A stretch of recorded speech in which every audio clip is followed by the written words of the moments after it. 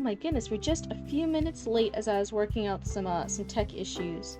But I believe we are all good, so hello, it's so nice to see you all. I just let the Discord know we're starting our critique group. I think the music's going, I think you guys can see me. Hi Aria, hi Hide and Heart, oh my goodness. Let me make sure everything's working. And I was a bad cryptid, I did not plan this out well. Let me see if there's anyone who wanted to go tonight. I did not do a roll call earlier when I probably should have. Oopsie. And also, can you guys believe we still don't have Baby Raccoon? I'm actually really starting to miss the little guy in the corner of my screen. Hi Deathshead, hi Poggy. Let me see who's at the front. Oh, my live caption. Can I? Okay. Get rid of that. There we go. Hello, Lucas. Alrighty, alright. Let me see who's at the front of our queue. We had Lord Sanctify. I don't believe I've seen them yet. Stop calling me an Oni. You guys are silly. There's Eli Illustrates. I know sometimes they come on later, right? I think sometimes we're just missing each other scheduling-wise. Let me see. Superstar, who has some real-life stuff going on. Then Nova, if Nova's on, or Documancer. Why are you calling me an onion now? You can't call me an Oni, so now you're calling me an onion? Oh my god. I'm gonna... I'll just end the stream here. I'll see myself out. Oh no.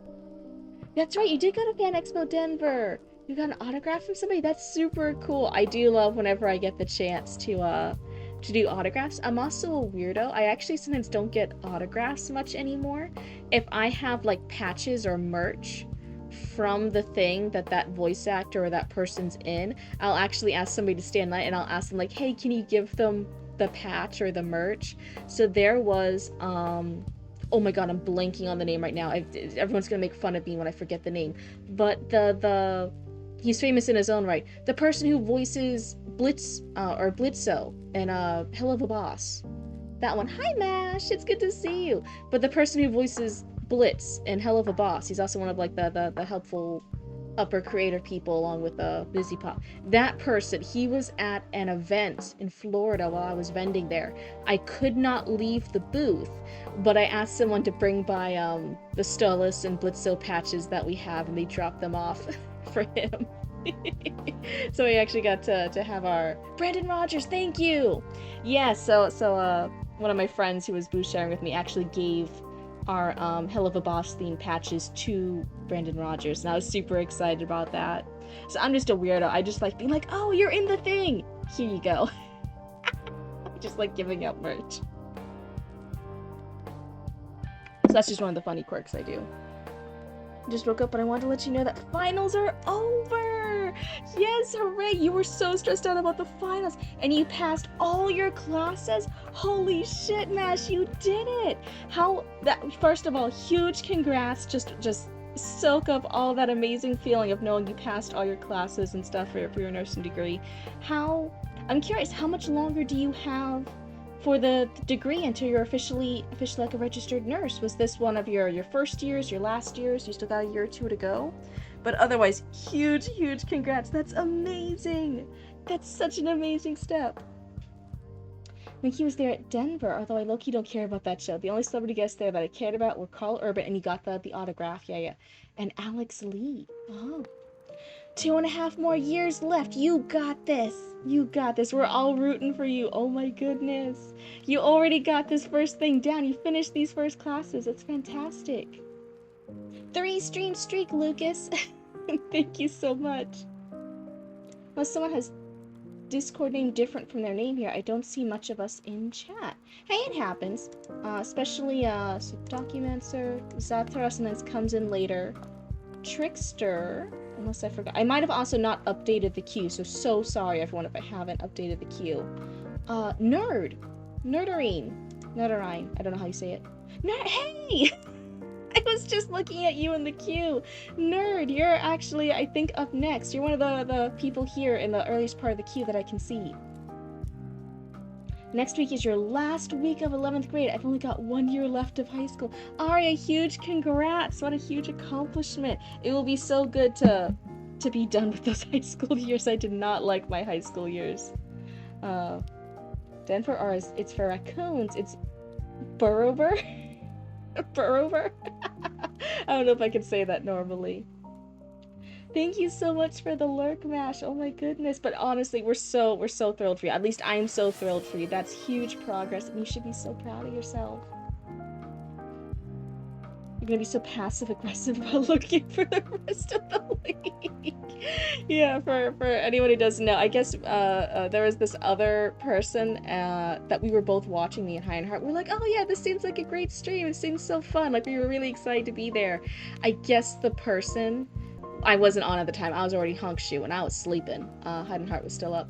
They were like mean. They were like saying rude stuff about lurkers, and I was like, wait, what? And Hide and Heart was like, yeah, and I'm like, what? No.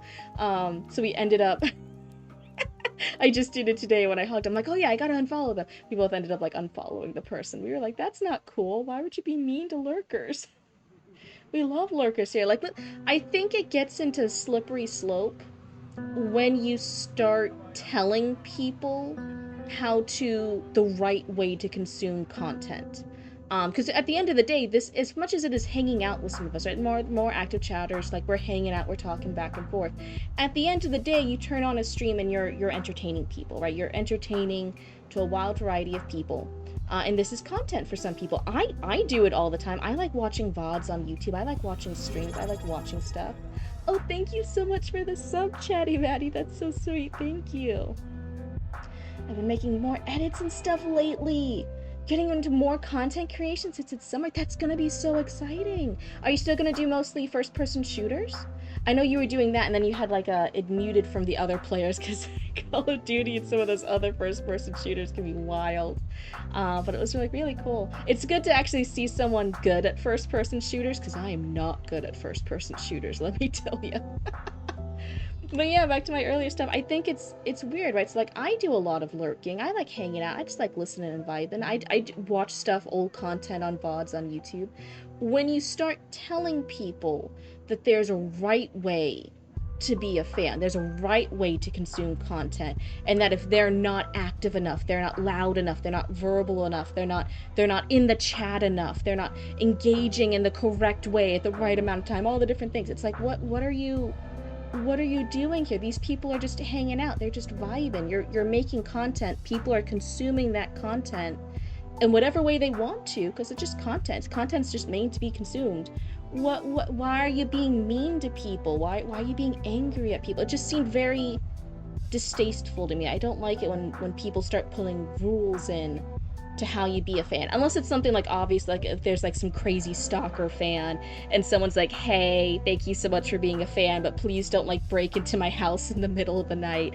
That's obviously a reasonable thing. Like, don't be crazy, but like, you can't be giving rules to people for how engaged you have to be. It's just weird. Yeah, you still mostly do first-person shooters still, but also music creation stuff, and now you have more time for it since it's summer. You gotta enjoy the free time while you have it, because once you're a nurse, people in healthcare don't get any free time. You gotta enjoy your free time while you can, Mash. Oh my goodness. Was pulling 4 to 6 views, now we're pulling 15 plus. Cryptid's become a big stream. I don't know about a big stream, but yeah, it's still sometimes a little nerve-wracking how much you guys all hang out with me and stuff. I just wish Twitch had a better way of counting views, because forcing lurkers to be so active hurts the lurker and stream sucks. Yeah. It's okay, you're just a spy. That's right, they called you a spy. It's okay, comrade, it's okay. But no, and honestly, I kind of view that too. I'm like, once I was aware that like, oh yeah, if you're lurking, sometimes your view doesn't count or whatever, I think it's just something to be aware of and know no matter what your view count is, it might be higher. Like, your view count could be 0, but you could have like 3 to 5 people actually watching you. They're just lurkers and stuff, right? And those views aren't counting. So just like be aware. If you're a spy, I'm a scout.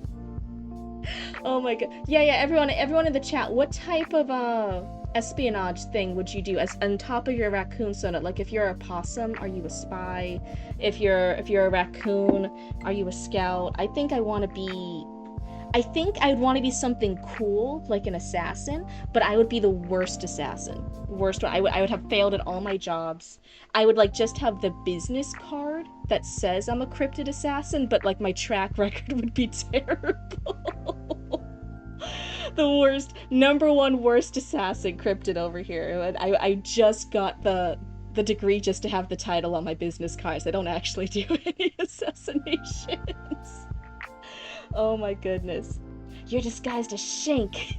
I want to get the difference of lurking and just watching and not commenting and being involved and whatnot. So I thought when you're watching and you're not commenting, I thought that was a lurk. Do I not understand lurks? You're a double agent for America and Russia. Oh my god, Hidden Heart's playing both sides. What if they better give me healthcare? Oh my god. No, no, no. It's okay. It's okay. When I move eventually sometime in the future, years from now, when I'm in the Netherlands and I eventually qualify and I get citizenship there and I get healthcare, I'll let you come over. Like we'll smuggle you over to the Netherlands and I'll like I'll let you copy my identity and we'll let you get my healthcare from the Netherlands. That's how we'll do it.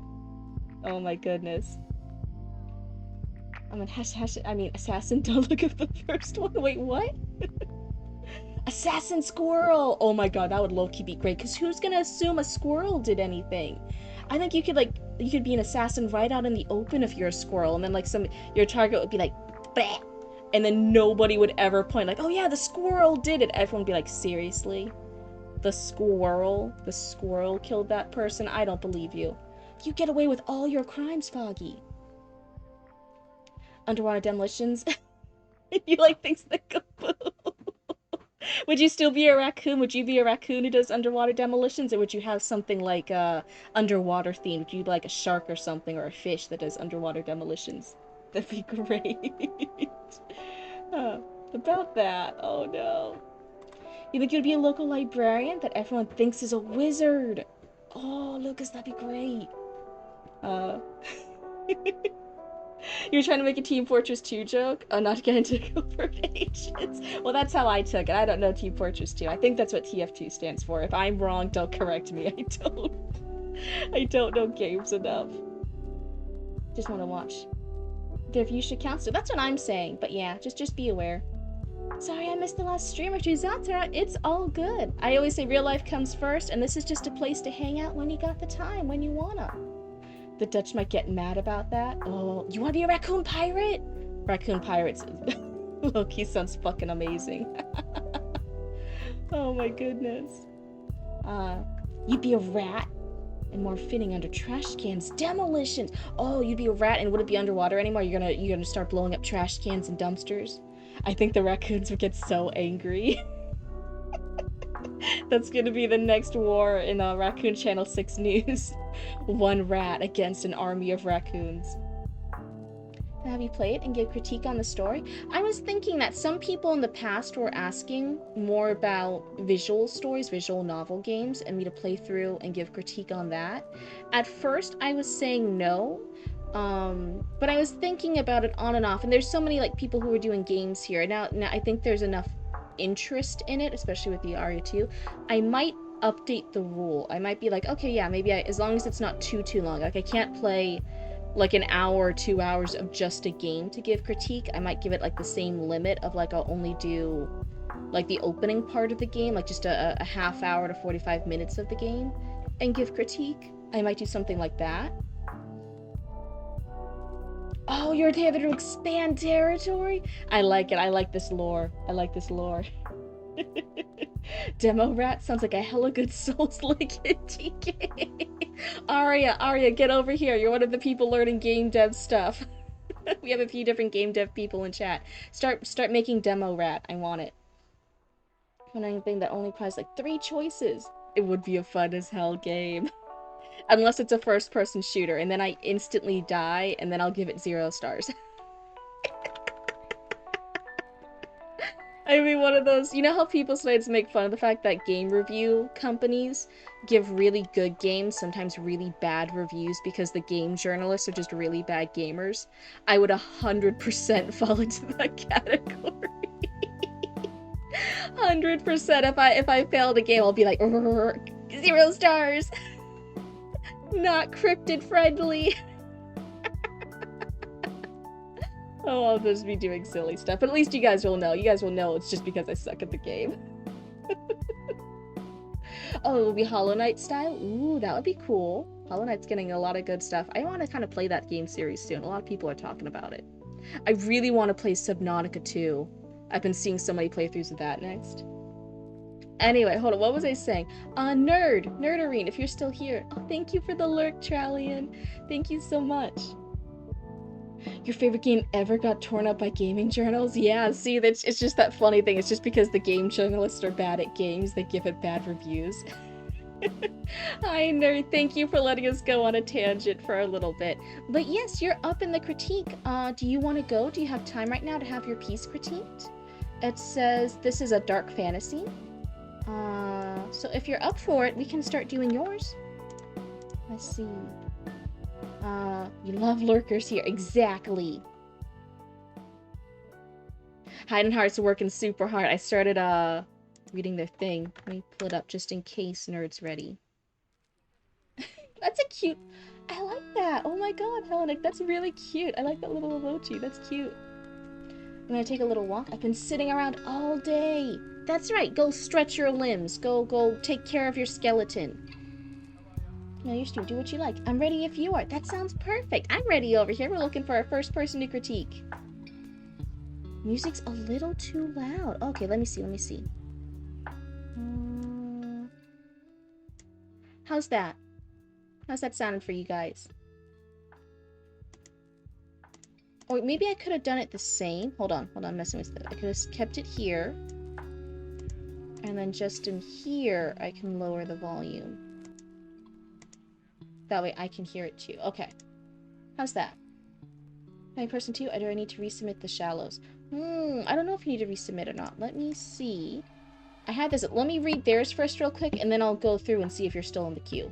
Because I don't think I've updated the queue, my bad. So for nerds, for their description, this is dark fantasy where the villains win and have to pick up the pieces of the problems they've helped create. The chapter you're sending in is the second chapter of the novel, introducing one of our primary heroes, Alara, and is the big introduction to the magic system that is most relevant to the main plot. There's a couple, so yeah, there's some subplots. Okay. While the story is not spicy or graphic, it does depict a dark scene of mourning, loss, and religious symbolism and trauma. So that is your warning for anyone who does not like that kind of stuff. That is the warning. But otherwise... Let me see. So I think that's a good balance. Perfect. So let me see. Let me delete. Oh, please, mouse. Please, don't give up on me now. Let's see. Where is... I'm looking at Zatara, right? Going through the list. Lord Sanctify. Let me go back to 1. Lord Sanctify. Oh no, I have Zatara, you're number 7. For the French folklore, other protagonist. Does that sound right? That's where I have you in right now. The different sides of the world. So yeah, Zatara, if you're still around, you can be person number 2. Unless somebody in like the very front of the queue shows up. Because I am trying to help push the front of the queue out. I'm going to start enforcing the thing if it's been like 2 to 3-ish, 2-ish months, a little over 2-ish months, and I haven't read your piece. I might get rid of it and ask you to resubmit just because it's been so long. I want to make sure that person's still there. So yeah, if someone earlier on in the queue shows up, I might get them out of the way just to like, oh yeah, let's get you in. But otherwise, yeah, you can be second. So let's see. I will start my lo-fi beats. Is Maddie here? Maddie was here earlier. He was so nice. He even had a sub, I think, if I read it right, without my glasses. And then, they were even for their thing, they were gonna be an assassin, right? Yeah. They're gonna be an assassin. Mine has stars. The children of 2 characters. Ooh. From the first? From the first one? Mine has stars. Anyway, well, let me show this. So, nerd, let's go on in. Is there anything in particular you're looking for the critique? Are you looking as to critique characters? How interesting or engaging it is? How well you describe the magic system? Are you looking for just sentence level stuff? Let us know what you're looking for your critique. Otherwise, it will just be a general critique. But otherwise, let's get into it. So again, we're starting with chapter 2, so we don't have chapter 1 today. You haven't heard from Maddie today? I heard, yeah, Maddie was just a little bit earlier on in the chat. Aaron, what did you do? I can't believe it. Chatty Maddie's ignoring you. No, I'm kidding. I don't know. I was just causing drama. I'm just being silly. Oh, wait, I didn't put Nerdery in the thing, my cheeks. Story by Nerder. There we go. There we go. There we go. We got this. You didn't do anything. I wasn't misreading, right? Yeah, Chatty Maddie. All those, as well as just more specific. How does this make you feel? Got it. My intention is for the audience to feel a certain kind of way. So I want to know if you're getting that resonance. Got it, got it, got it. So we're looking at both how we as readers respond to this section. How engaged are we? What feelings are we feeling? That kind of thing. And then we're also looking at just general critique stuff too. So, mathematics homework. Blah. Chapter 2, Communion and Pain. So we're even seeing a little bit of hint of that religious stuff right here in the title.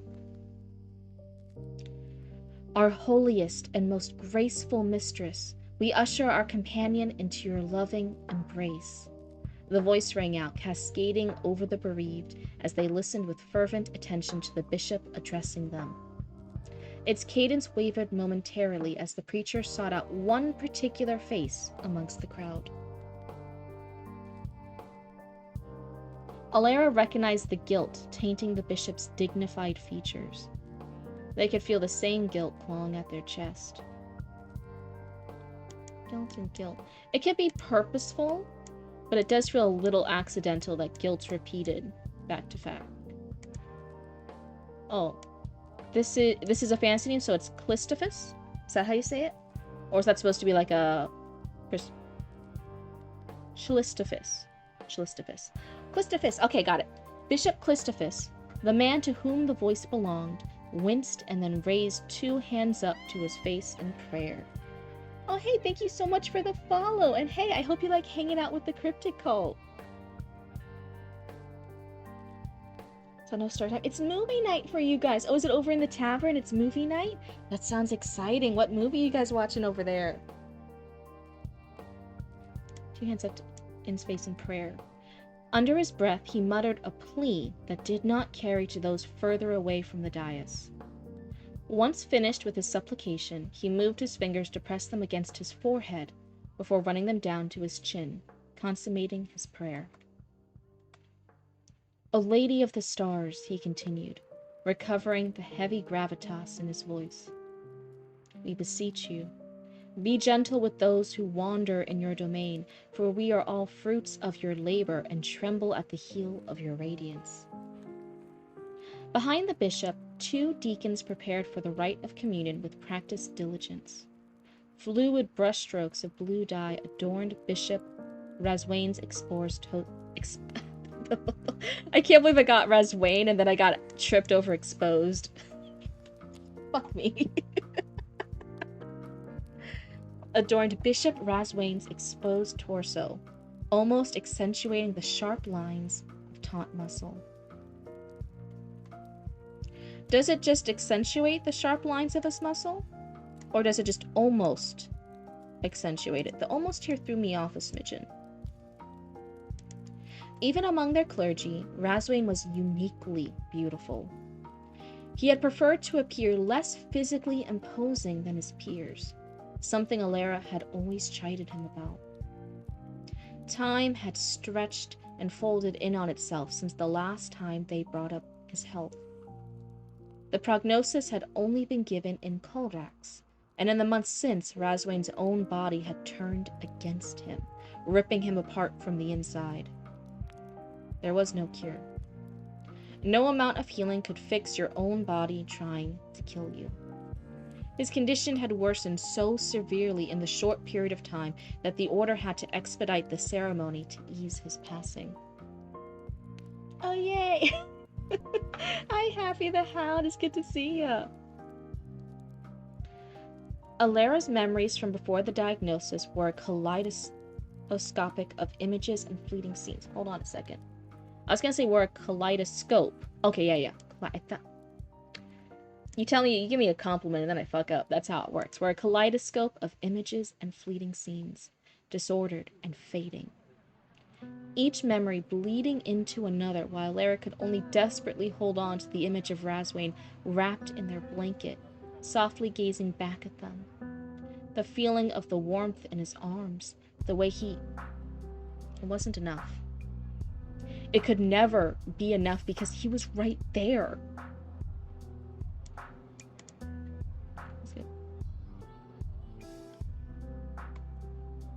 So one of the things here, I do like the idea of a kaleidoscope of images and fleeting scenes, and that they're disordered. I think disordered works really well with the metaphor of kaleidoscope, but fading is a little bit different.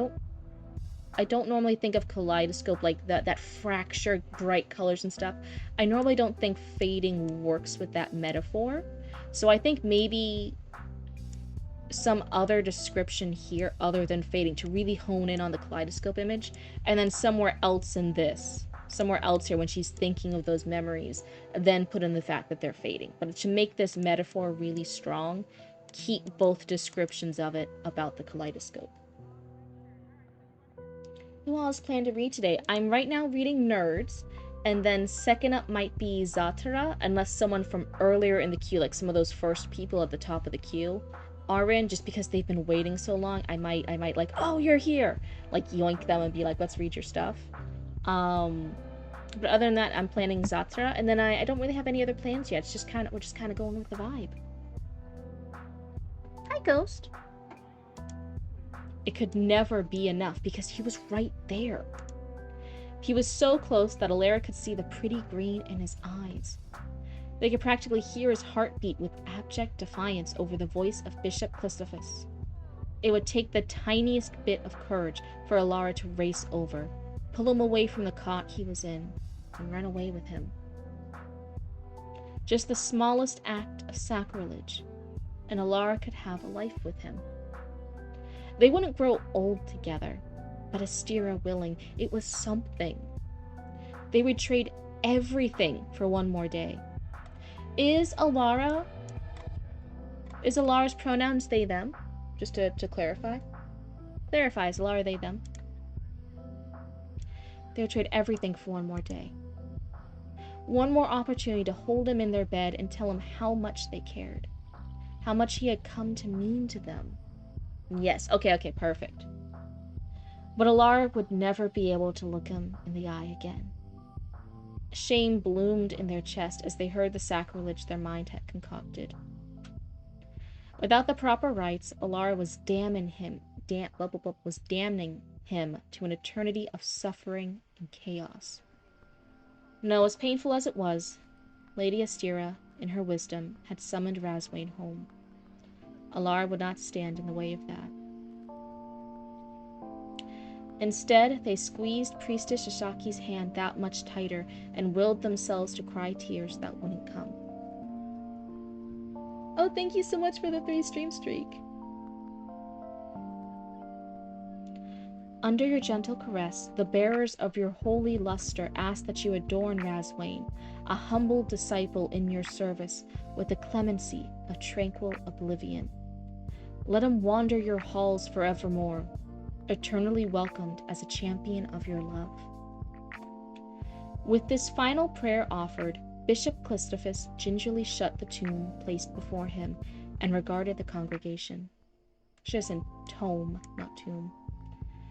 The power of magic and the order's lifestyle kept the elderly bishop looking somewhat youthful, but in their shared grief, Alara pierced through the veil he hid behind.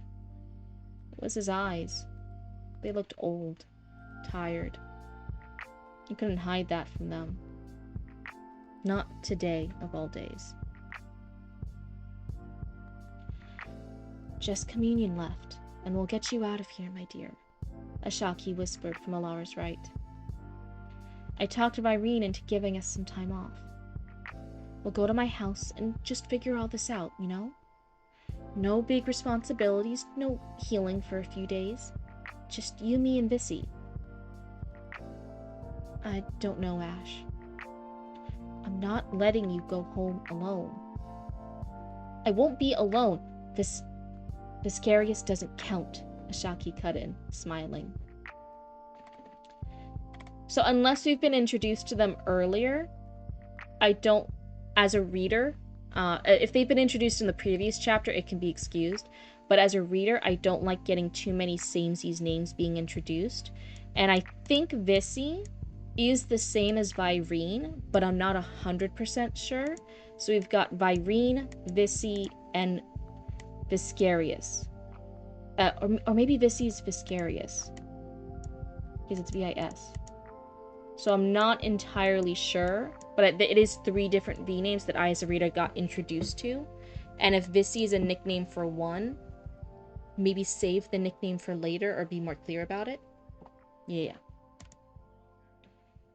But again, if you introduced one of them in the previous chapter, then as a reader, I'm only being introduced to like one new name, 1 or 2 new names, and that's normally fine. So just for clarity. Alara couldn't help but let out a chuckle, despite the heaviness settling in their chest. Astera blessed their friend for trying to lighten their mood, but it wouldn't work for long. How could it when Razwain kept meeting their eyes, smiling at them, and they couldn't even spare him a moon-forsaken tear? Ashaki squeezed their hand before they could spiral any further, wringing Alara from the clutches of their own mind. Taken aback by the sharpness of their friend's gesture, they looked up to see the first deacon approach the dais and bow in Razwain's direction. Page are we on? Yeah, thank you for the lurk. How much story have we missed? Not too much. We're on the first critique so far. We just finished the first 4 pages. We're starting page number 5. Clistophus had stepped to his side, gesturing at the young deacon as his lips moved in silent prayer. He was joined by the gathered bishops as they solemnly watched Alistar. Do you want Alistar? Star? S-T-A-R? Stop it. Or do you want Alistair? A-R. Alistair. Just for clarity. I've heard, with the popularity of this name in the last couple of years, I've heard both ways of doing it. You can do either. So if I keys too much, need to edit it down. Also, if I keys too much, need to edit it down. Is that how long this one is? I wouldn't ever worry until you're fully done with the piece. Your pirate story has an Alistair. Okay. We'll come into play later. Alistair? Chapter 2 is much smaller. Yeah. But yeah, I never really worried too much about word counts in the earlier thing until you're finally finished and you're looking at stuff like, okay, what needs to be cut, what's too extra, what things do I need to add. Once your story is good and complete, you have all the meat and bones and you've gotten rid of the extra meat that did not make sense for your story, then it's just looking at, okay, how much did I overly describe things, how much did I under describe things. And after you kind of find a good rhythm for your writing, normally you'll actually end up at a pretty good page count. I never really want people to worry about the exact number of words or pages, unless it's something crazy. Normally things will kind of work out the way they're supposed to. So Alistair, the young deacon, step up to the cot and hold Bishop Razwain's hand. At this point, Alara's tears came unbidden. The attendant closest to Razwain's cot produced a leather strap that she gingerly placed in his mouth, for his benefit and for the sake of the congregation. The bereaved didn't need Razwain screaming as they killed him. I like this part. I like it. My friends made an incredibly dark joke today. Oh no. They asked if I want to see them. Oh, he posted a picture of a brand new order. That's mean. Oh no, I don't like that joke. But yeah, the bereaved didn't need Razwain screaming. This part I like a lot. That is a lot of interest as a reader. I'm like, ooh, okay, so I think this is my highest amount of interest as a reader here, which is midway through page 5. Sorry, I was just scrolling so I could see the page numbers on the side. Sorry if anyone's like looking and reading and being like, yeah, why is Cryptid doing that? Alara braced themselves, watching the scene as Alistair kissed Razwain's hand in reverence and placed his right palm on the bishop's chest. Starting the ritual, the deacon visibly stiffened, gritting his teeth in exertion as veins bulged in his neck. The temple around Alara and Ashaki erupted with melodic chanting by the leave of the gathered bishops. Razwain writhed, green eyes rolling back in his head as a wisp of silver light emanated from his eyes and mouth, swirling in the air before it was pulled into Alistair's chest. The deacon and Razwain groaned in unison as Alistair experienced the excruciating feeling Alara was all too familiar with. This was to be Alara's 13th communion. Oh, thank you for the posture check. Let me finish this part. This was to be Alara's 13th communion, and the nausea was already rearing its ugly head. Let me take a sippy.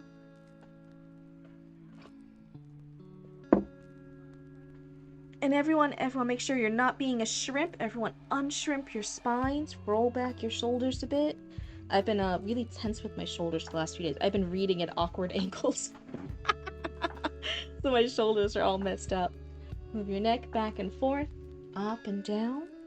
There we go. We're feeling a little bit better. Good time to get the other half today? Or no, the other half of...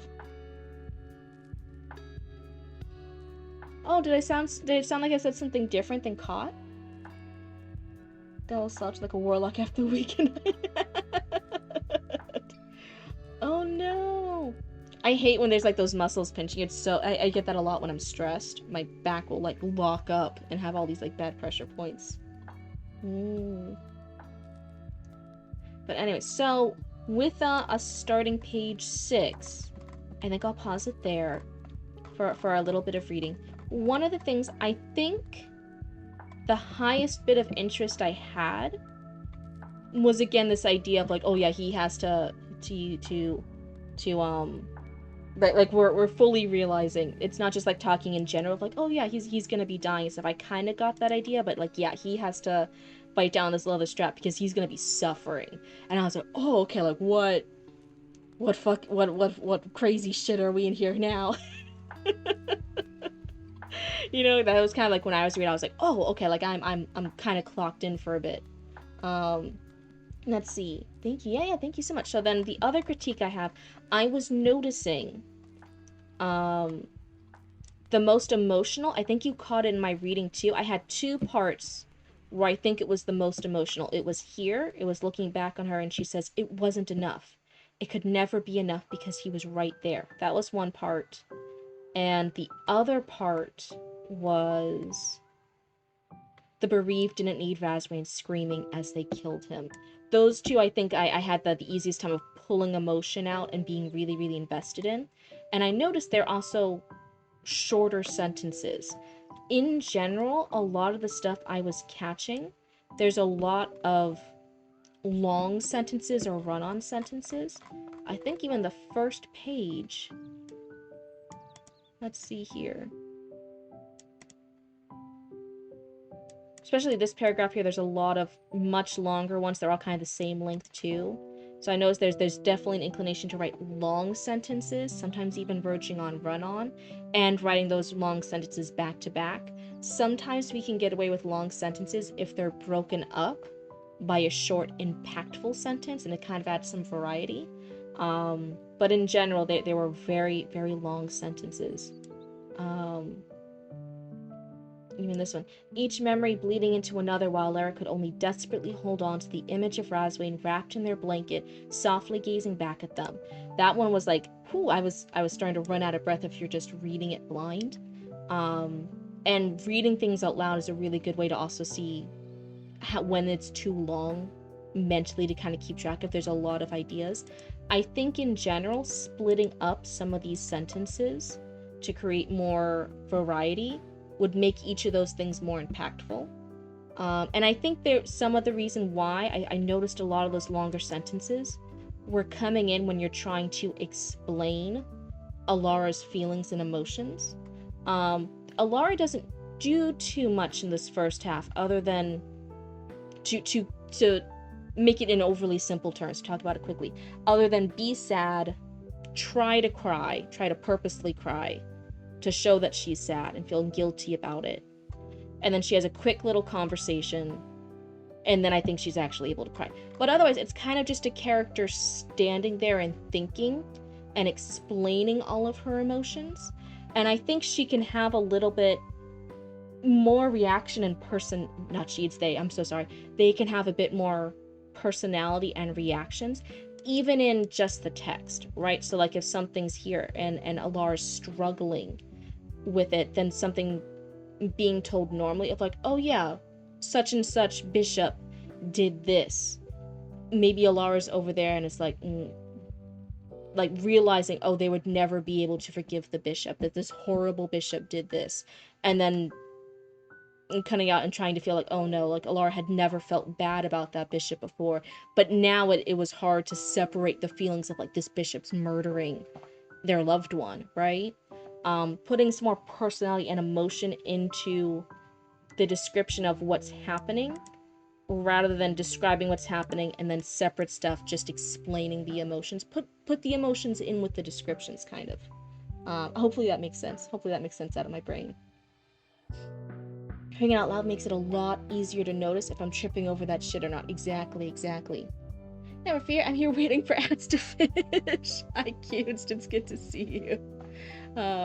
So far, one sentence. I keep getting distracted. Lucas, no! Yeah, editing. Some people, the writing's really hard and editing's really easy. Other people, editing's terrible and the writing's, wait, did I flip it around? Some people editing's hard, some people editing's easy. It just depends on what type of writer you are. Hi, Cutes. It's good to see you. But those would be my main takeaways from this. There were definitely, in the first 5 pages, 2 major points that I had interest in as a reader. I would say one with the description of like, oh yeah, we're killing this guy. That was the highest point of interest, and that was page 4 or 5 or so. I forget now. And then in general, I think some of the other scenes could be more impactful if we cut down some of those run-on sentences, added a bit more variety, and brought in those emotions through the storytelling rather than just telling us what the emotions are. Narratively, in a meta context, Alara's journey is about going from passive to proactive. Alara does a thing at the end of this chapter, but there is a level of deliberateness in how they are paced. Religious trauma does a number on you. But yes, this was incredibly helpful. Hey, I'm so glad to have helped. And yeah, sometimes we can give critique and feedback, but again, we're just seeing things out of context. So you gotta, like what you just explained, sometimes you gotta take things out of, realize like, oh yeah, this critique partner doesn't understand what I'm trying to do, right? So hopefully the other things I said about the sentences and where my interest levels were grabbed as a reader helped. But yeah, if there's a purposeful part to her being a little bit more passive, then I would keep that. Love writing, editing makes me have PTSD a bit. Oh, that's so funny. You thought editing was exhausting. Editing is a weird middle thing for you. I definitely think, Chanamet, you like line editing. And there's definitely some things. And I think you can very easily do a copy edit. I think you're okay with line editing. But there's definitely a difference with the different types of editing. And that's even normal. Some people are very, very much okay with certain types of editing. Some people get very, very angry over copy edits. They feel very attacked when you point out spelling mistakes and stuff. And it's like, no, buddy, it's just the wrong use of there. Let's use the right one here. They got very aggro. And other writers are like, oh yeah, thank you so much. I fucked up where that apostrophe went. Thank you so much for fixing it. How dare you? Right, so again, some writers totally okay with it, other writers very aggro about it. Um, what's some other things? Line edits, some writers are totally okay with. I think, Johnny Matt, you are very naturally leaning towards, you're pretty good at line edits. Um, and then some writers, it's their most hated one. They feel like it's the one where the biggest, they're worried about losing their voice as the writer. They feel like that's the big, let me take that away. They feel that's the biggest thing where like an editor comes in with their evil little editing hands and changes the writer's work. So some people get very protective over line edits. Because there can be a lot of work line by individual line, checking how you're describing things. And making it try and be its maximum potential. Whenever I read my old works and find typos, I'm like, why no one tell me? So funny. It's all good.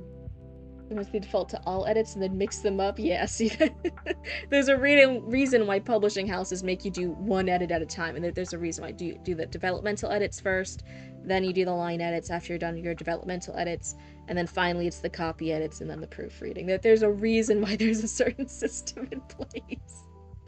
They got that stuff down to a science over there. They're not doing that formula for no reason. It's because they recognize that's the fastest and most logical format to attack those edits.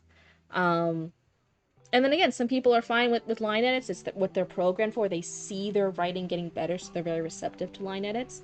But they do no. What do you mean? Developmental edits? What do you mean this character's gotta go? What do you mean this character can't be like this? What do you mean my my 3-chapter diversion from the main plot into the subplot has to go? Some get very angry because the developmental stuff's the biggest story impact stuff, so some people get very protective. It just depends on what type of person you are. So you might pick from 3 years ago, and I was like, why did anyone like this? Oh no. When you read my writing the other day, what do you say I'm strong with? What was yours about? Yours was the shapeshifter one, right? Yours was the shapeshifting one? I bet they will get me to go to Elias's German. My only critique is I'm like, okay, can we... For the audiobook, I low-key just want Elias to be Russian instead. That's just a bias because I'm over here like I want to hear Russian being spoken instead of German. German's not as sexy. But that's it. That's just a bias. And I try to recognize when I say an edit, it's just a bias. It's just a personal preference thing. And I'll try to let people know it. That way they don't take it as seriously. Why people like my current fic is lost on me.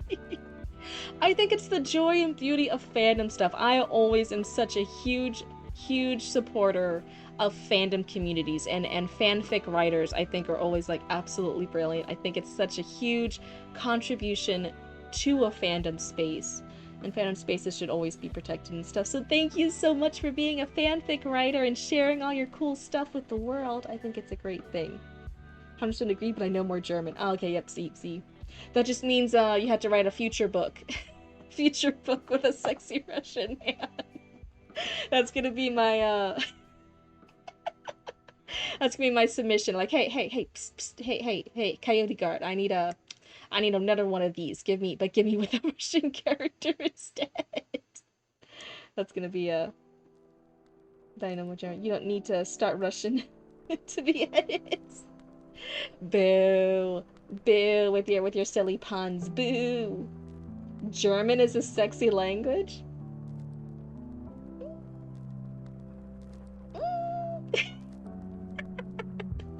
I'm super glad there's a type for everybody. There we go. I'm glad there's something for everyone. I want to endorse that Russian guy. It was great. I don't find my own language sexy. Oh no. I remember reading like story posts and stuff about like people, and it was specifically Germans because I remember them talking shit in the comments about it. It was some like thread and stuff, and like Germans talking about when they look up porn and stuff, they actually look up specifically English porn. They don't look up German porn. Because they're like, yeah, it's not as sexy hearing it in German. I thought it was fucking hilarious. I'm like, that's the little funniest tidbit about people looking up porn I've ever learned. You're saying it's true? Oh, that's hilarious. I love that. I love that so much. You can never write your stories in German. There's nothing sexy about Bruce Thornton. Bruce Thornton? Bruce Thornton. Is that how you say it? True. So let's see. You can't give me give your fics. They're the sexy fics. Oh no. Hey, hey, hey. All good, all good. It's still part of the fandom space. Typoed. Bruce Larson? Bruce Larson. Is that kind of how you say it? Or did I absolutely butcher it because I'm a filthy American? I tried my best still. Hey, thank you for the 7-stream streak. Thank you so much. But yeah, so nerd, I hope stuff was helpful. You said it was helpful, even the how to do a better job of showing my hand just enough to earn the trust of I know what I'm doing here. This is by design. And it could even be that kind of trust could have been established in chapter 1. Full up. Like there might have been enough happening in chapter 1 that would have earned the reader's trust. But I just can't say that. I can only say in regards to what I saw of chapter 2. But thank you so much, nerd. If you want to resubmit either to continue reading chapter 2, you absolutely can. You can resubmit and show us chapter 1 if you want to. Whatever kind of things you want. But yeah, please feel free to resubmit. We would love to see more of this. Yeah. But that was such a good example. Thank you for being an amazing example too of pointing out like, hey, yeah, this is stuff that is helpful, but also realize this stuff wasn't as helpful, right? Some things are purposeful.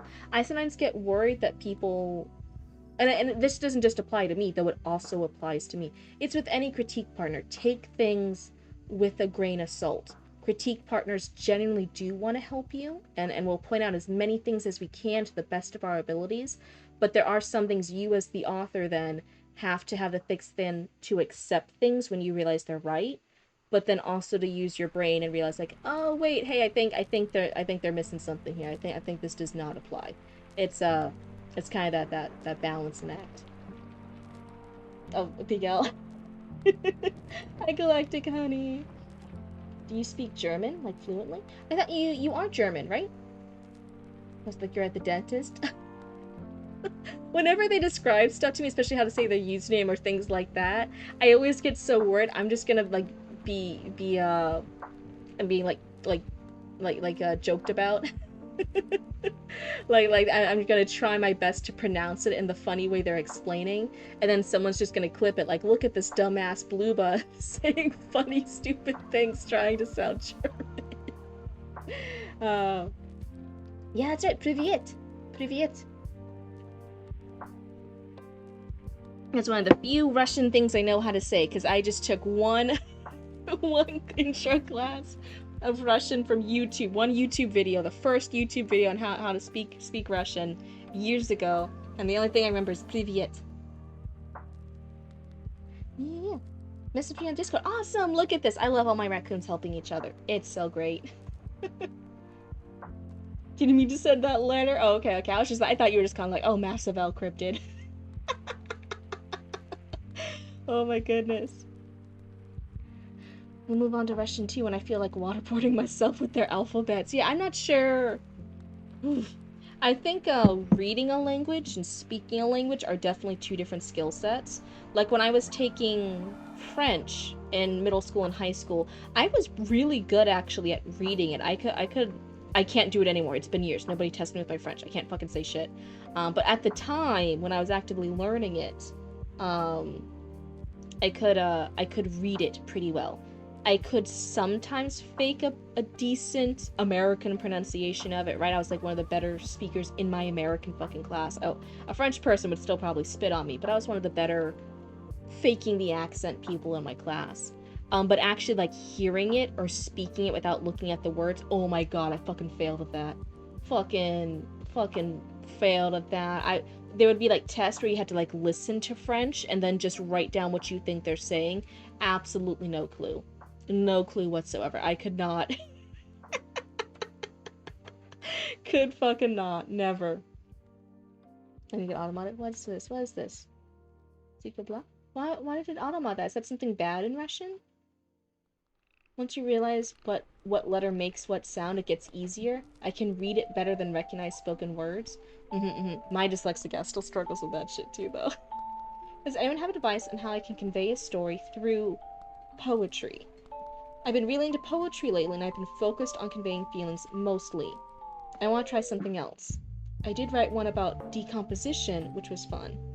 A little more story focused, I guess. I would definitely, again, one of the best things to do is research. You can look up actual how epics were told through poetry.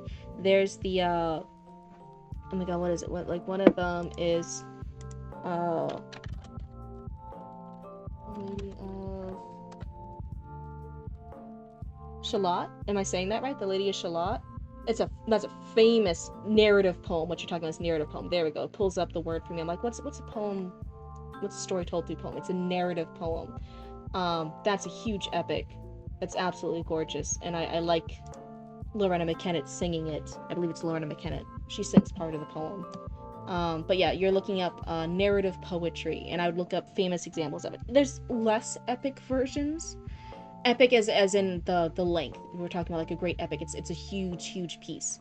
So I'm not saying it's less cool. I'm saying it's a shorter piece. There's The Raven by Edgar Allan Poe that obviously tells a story about a man grieving who's visited by the raven who can only say nevermore, and he's kind of tying it into his own grief, even though it's unrelated, but he's kind of making himself crazy with it.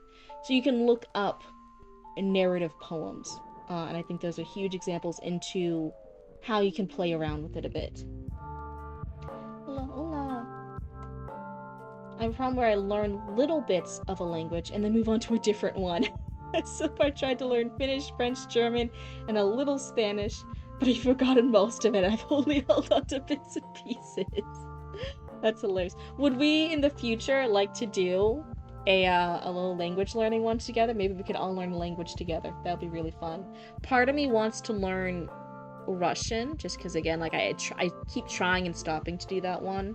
Part of me is also like, oh, I want to move to the Netherlands. I could try learning Dutch, because that would be really important if I ever move to the Netherlands.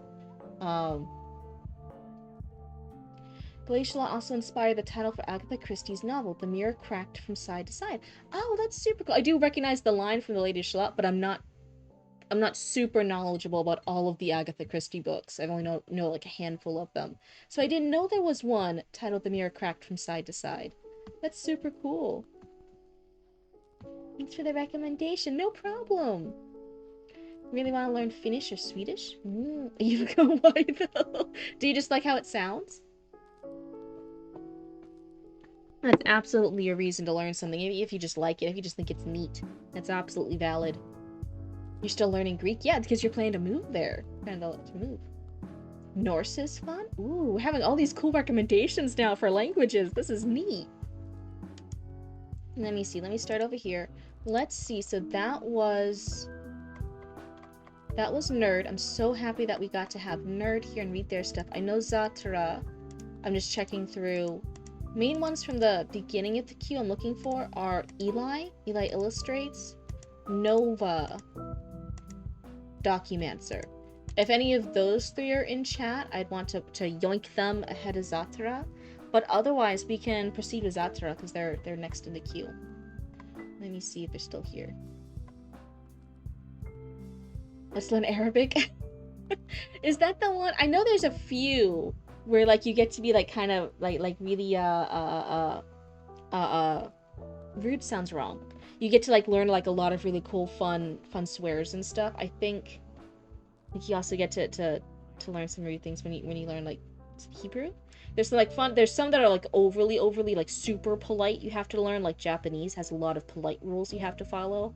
But then other people recommend certain languages because they're really fun because you get to learn a lot of not polite stuff.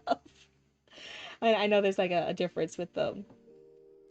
But you have a German language bachelor's with a minor in Spanish and 4 semesters of Japanese. Oh my dear God, you have big brain. My first love will always be the English language, but I'm a hussy. I like the description instead of being like, "Oh yeah, I'm super smart. I'm very intelligent. I've learned. I'm polylingual and stuff." I just like the description of, "Oh no, I'm just a hussy with languages."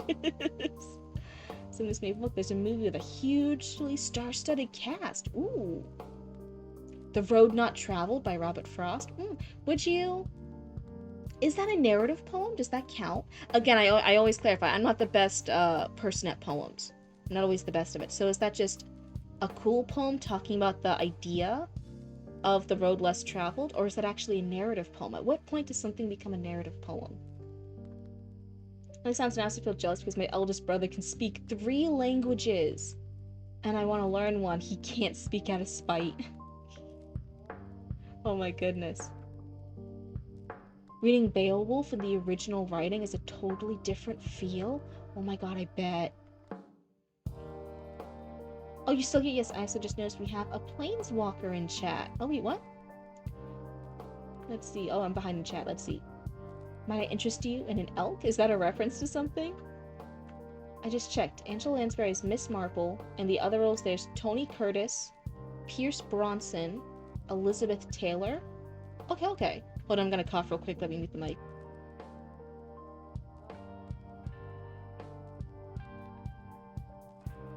Oh, my old smoker man cough. Bleh.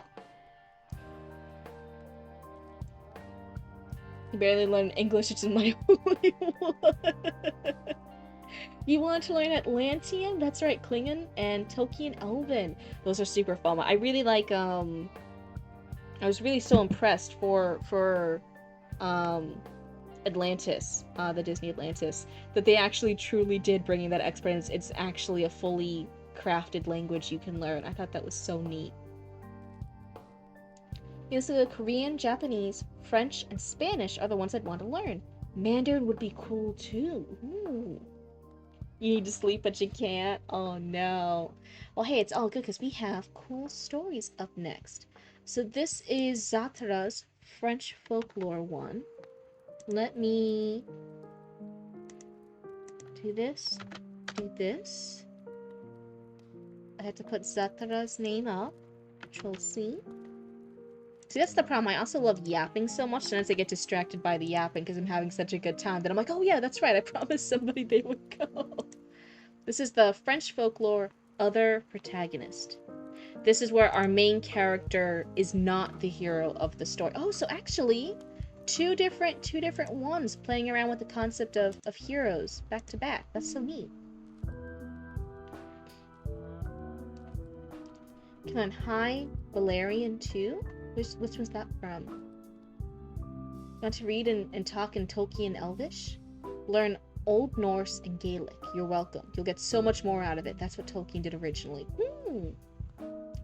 Had to learn Korean because I was crushing on a Korean girl. I got bored with the language and the girl turned out to be a lesbian. Oh no, losses all around. I'm so sorry. Oh. Book time. Oh, it's Game of Thrones is High Valerian. Okay. Got it. Let's go on to page 35. Everyone look away, I'm scrolling. They see me scrolling. They hating.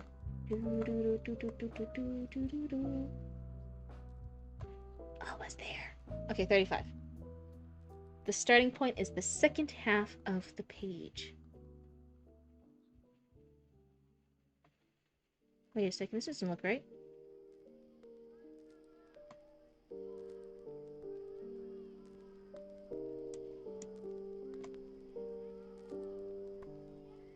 This doesn't look right. The trees hung low. Let me go back down.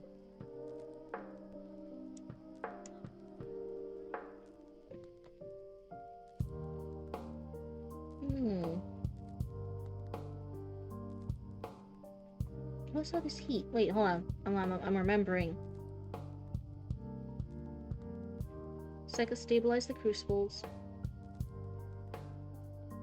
Who could it have been from Leon? And the crematorium. What was the crematorium? That's where I left off? Why am I forgetting some other stuff?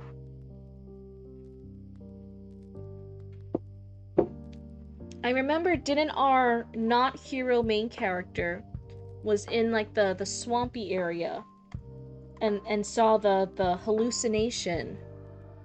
Is this about the Loop Goros? I would have loved the Loop Goros because it's werewolves. I feel Zatara.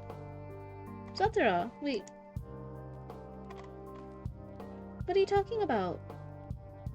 And then there's the creature, the hand. I remember talking about the arms and the hands under the water, and it was such a cool point. But then it turned into just being a vision. It wasn't real. It was a hallucination. Am I making things up? Satara, do you know what I'm talking about? Is this a different one?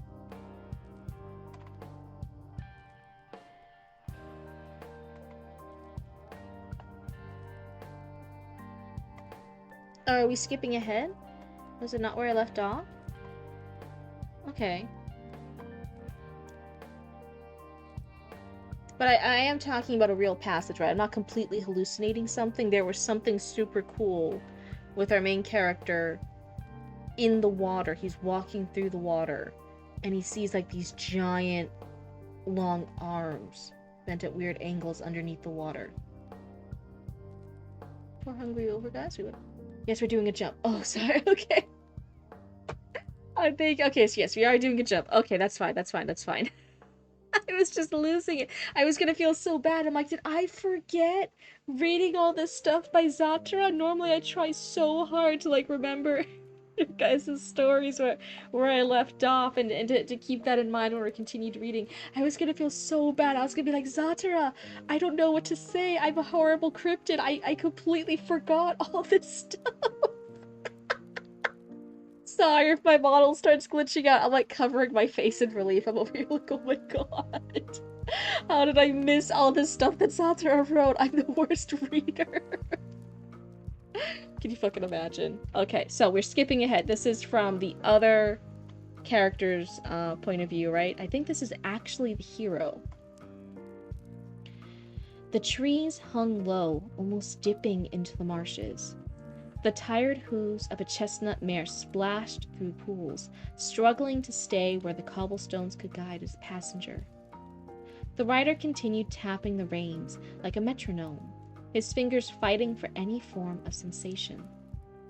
His head slumped low, with no clear sign of how he kept to the road, unless he was guiding the mare by sound alone. The retroactive scene saw Gerard's trip, the car says. Now we're looking at the tail end of Jules Citron's trip. Okay, is it, because it's French, is it not with the S? Is it Jules Citron? Jules Citron? Is that how you'd say it? If you want to phonetically spell it out, that way I can get the name right. Please feel free. As he was guiding the mare by sound alone. Something different caught his attention, though. His neck creaked up, sharp pain shooting through the back of his head. The slanted, drifting buildings of Carcès greeted him past the damaged fence, with flood water slapping the sides of the walls. Oh, it is just Jules? You say the S? It's not a silent S? Ooh, okay. Look at that. Look at me. Just making assumptions. To be fair, it is a safe guess with the French words that they normally don't pronounce whatever the last letter is. It's a pretty common thing with the French language. They just have things at the end that they slapped on with no intention to pronounce whatsoever. It's like some cool fact, right? Yeah, they were like, the writers were getting paid by the letter instead of by the word, by some king at some point. And so they were like, by the letter? Oh, fuck yeah, we're gonna put all the fucking letters we can in there. We're gonna get these big fat paychecks. Let's go! Right? I can't blame them. That shit's funny. Wow, what a scam. Yeah, a lot of other places were writing it by being paid by the word. They were getting paid by the letter. French has many unnecessary letters. I feel my brain dying when I speak it. The general, like super generalized vibe is, again, you don't pronounce the very last letter. Sometimes it's like a hint of the last letter. Like the softest little wisp of that last letter, like the little accent, little hint of it, little bit of perfume in the air. After the words walked by, you just barely pronounce that last letter. And if it's a ton of vowels together, it's you pronounce like one of them. There's like particular way you say it. You don't pronounce like all the vowels. It's just like one of those vowels you pronounce. Is like general. The essence of the letter, if you will. That's like the vibe. But yeah, that's at least the reason I've heard and that I've learned. Yeah, at some point in history, there was a king. He was paying all these scribes. Lots of other kings were doing the same thing, but those kings were paying by the word. But this French king was paying them by the letter to seem like more cool or whatever, to seem more dope. And then all the scribes were like, oh, but by the letter? Hold, just to clarify, by the letter. And the king was like, yeah. And they were like, oh shit, guys, we're gonna put so many fucking letters in here. Oh. Oh, yeah. Oof. So using that thing with egg, it's been too long since I spoke French, so I'm probably gonna get this fucking wrong. So the O-E-U, if is pronounced O, and the F you barely pronounce. Because it's the last one. Would it be O? Off? Off? Off? Off? Is that egg? However you do that. Bro. Brew. Brew. Also contains every vowel uses to. Or.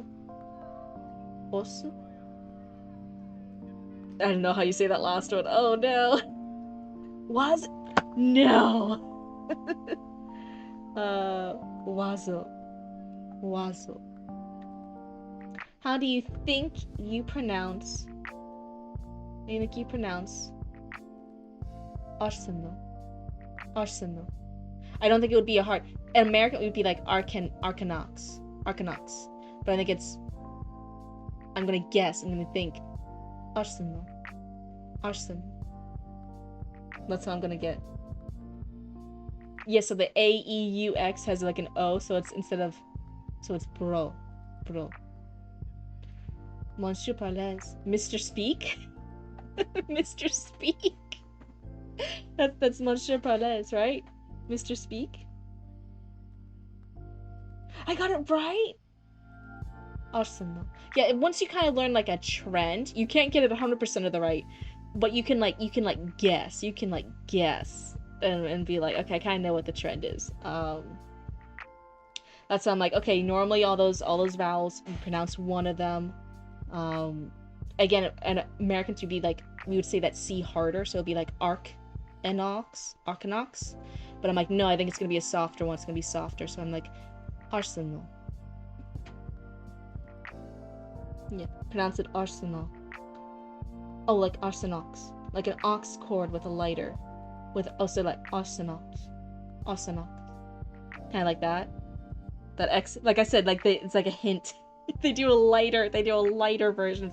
It's a whiff of that last letter. Asuna? So there we go. Once you get an idea of how it doesn't work 100% of the time, but sometimes you can fudge your way through it. I am so sorry, Zatsura. I'll focus now, I swear to God. Something different caught his attention, though. His neck creaked up, sharp pain shooting through the back of his head. The slanted, drifting buildings of Carcez greeted him past the damaged fence, with floodwater slapping the sides of the walls. I'm already focused, shut up! Adrenaline knifed through 5 days of sleepless fog as snarling animals and frightened screams rang down the alleys. His harpoon was drawn without permission, the motion practiced so many times his body could perform it while he drowned in hypnosis tide. and hypnosis tide. Can tell you how many people mispronounce my name? Anyway, back to the book. Jean d'Arc, aka Joan of Arc. Literally the pronunciation. Jean d'Arc. Jean-Jacques. Jean d'Arc. That Asuna is from Sword Art Online. Well, again, it's just Asuna. It's just a name. I think it can be in lots of things. Go ahead, give me some more Galactic Honey when I'm a good pausing point. We'll test out if I can guess names right. Vida, with some people works show up as words on the gray background. You did? What is it? You confused Asuna and Asuka. Oh, they are in pageless format. Oh, I don't even know how to do that. I didn't even know that was a format. What is that? Is it page setup?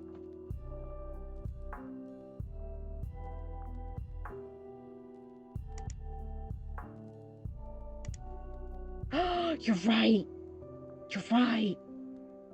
That's fucking crazy. Okay, let me go back to my thing. My page setup. Pages. Okay. You're right.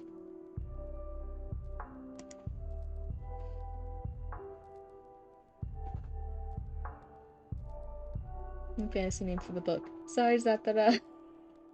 Sorry, Zatara. We love you. Thank you. Jules Citron's eyes were strained ahead, obscured and drifting upwards beneath heavy eyelids. He walked the tightrope between slumber and consciousness, his legs now hugging the mare's ribcage like a vice after all the times he'd lost his balance. The shadows were jagged as his horse tore through the flooded streets. The shadows were jagged as his horse tore through the flooded streets. Houses leaned in to whisper the echoes of his hoof falls, nearly blocking the sky altogether. The pitch shadows broke with bristled forms, darting behind him as he raced. It's the E like E, not eh, and it kills me. Also, they've never seen it spelled. They use an X for the start of my name, not a Z. Oh. So the X is pronounced... No, it's pronounced like it has an X, but it actually starts with a Z. So the Z is pronounced like an X.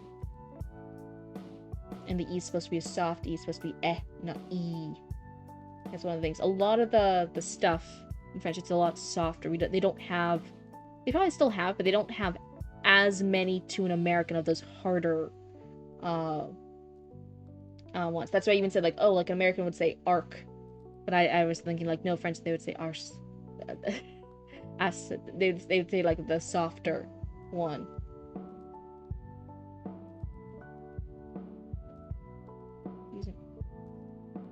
No, it's pronounced like a Z. They use an X anyway. So, oh.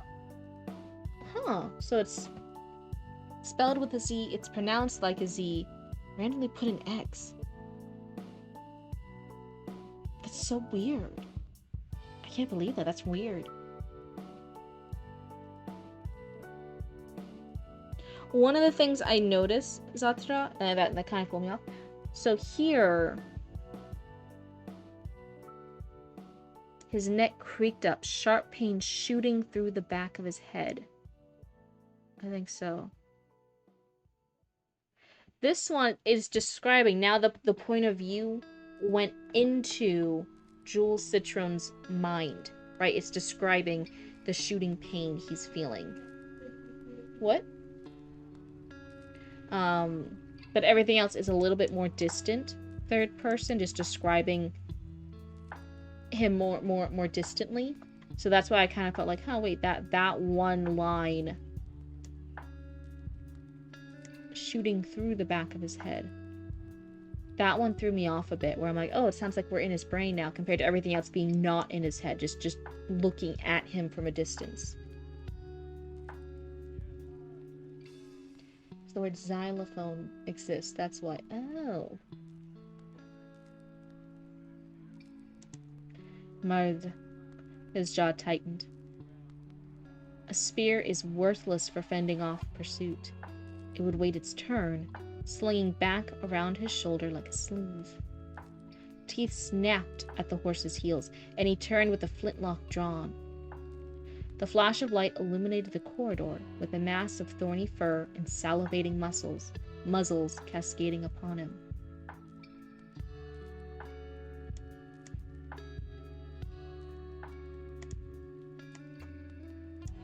Should it be was? Let me see here. The shadows were jagged as his horse tore through the flooded streets. Houses leaned in, that's past tense. But shadows broke with bristled forms, darting behind him as he raced. His jaw tightened, that's past tense.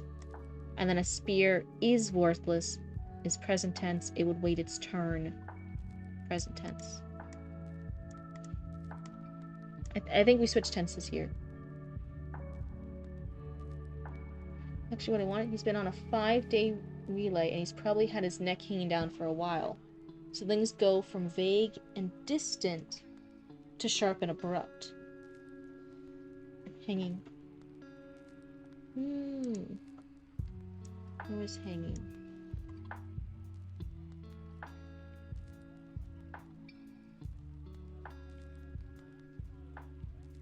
It's intense? Oh, you said, wait, you were doing a joke. Okay. A chuckle rattled, drowned out by the screech of his mare. Residents hung at the blind side of their windows as the mare was brought low. So you're saying it's just, instead of hung, it should be hanging? I think it's hung. The sudden stop ejected him forward. The curtains were not parted. All they heard was growling, including one that did not belong. A shadow lunged forward, and groans of pain rang out, mixed with the gnashing of fangs. Thud, splat.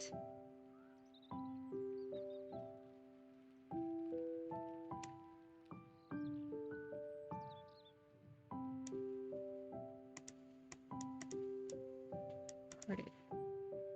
Wait a second. So I'm just making sure I'm understanding. So the residents, I'm guessing, are like dead and hanging. They're hanging at the blind side of their windows. Is that just me not understanding? What's the blind side of a window? Yeah, that's what I'm saying. It's sometimes it's the bleeding into it. It's hold on, my mom's not working. I feel like sometimes it's changing tenses. Like again, suddenly we're in his head, third person, close up third person, and then other times we're third person, further away, third person, omniscient. We're switching tenses. And I think you're trying to say it's a purposeful thing, but it doesn't feel right. And normally we don't switch point of view or tenses and stuff. It feels like an accident. That's what I'm saying, like, oh, that's tripping me up a little bit. You can get more, like you're saying, like, oh, you want it to go from vague to sharp and abrupt, and you can do that without switching tenses and switching point of view. But that part did hung me up a bit. What's the blind side of a window? Is that just me not understanding something? Because I don't understand a lot of things. Full up. As the mare was brought low. So as the mare got, poor horsey. I'm so sorry, horsey. You were a good horsey. The mare was brought low. The sudden stop ejected him forward. The curtains were not parted. All they heard was growling, including one that did not belong. With the curtains? Oh. Okay, so the blind side, yeah, the curtains were not parted. All they heard was growling, including one that did not belong. Who's they? Oh, is it a glare see-through from one side? So like what one... Okay, maybe. A shadow lunged forward, and groans of pain rang out, mixed with the gnashing of fangs. Thud, splat. First a couple, then the cries of canines rang out. The stones began to shift from the impacts. Growls and barks slipped into the cacophony of shrill squeals amidst the slams that rattled indoor candles. They did not cease until the hounds withdrew to shadow.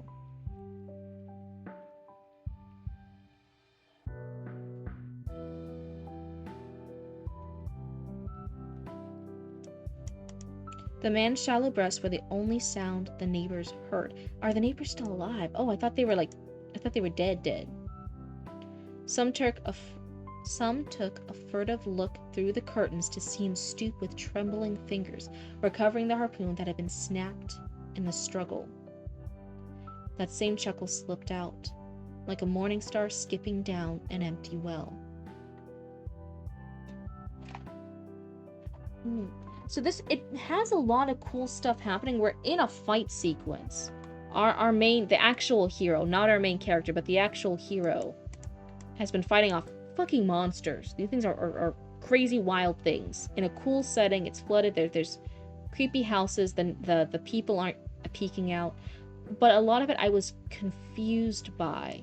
Not as in like I want to learn more way, like I just was stumbling over trying to understand things. So first, it says residents hung at the blind side of the windows. I thought they're not like hanging out back there, like they're hiding back there. I thought they were like hanging.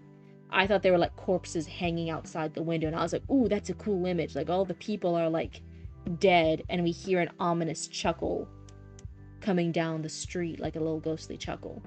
But then the residents are peeking through the windows. So I'm like, oh wait, the people are alive. So I'm not quite sure what hung is here. Are there dead people and alive people? Like, are there corpses hanging and there's still living people inside the houses? That tripped me up. And all they heard was growling. I think we suddenly switched point of view to the residents, to the people. That tripped me up. I'm like, who's they? Because I thought we were still following Jules Citron, and Jules Citron's point of view is saying, oh, the residents are hanging or sitting or hanging out behind their curtains. And then all he can hear is growling. But I think we switched perspective here to the residents.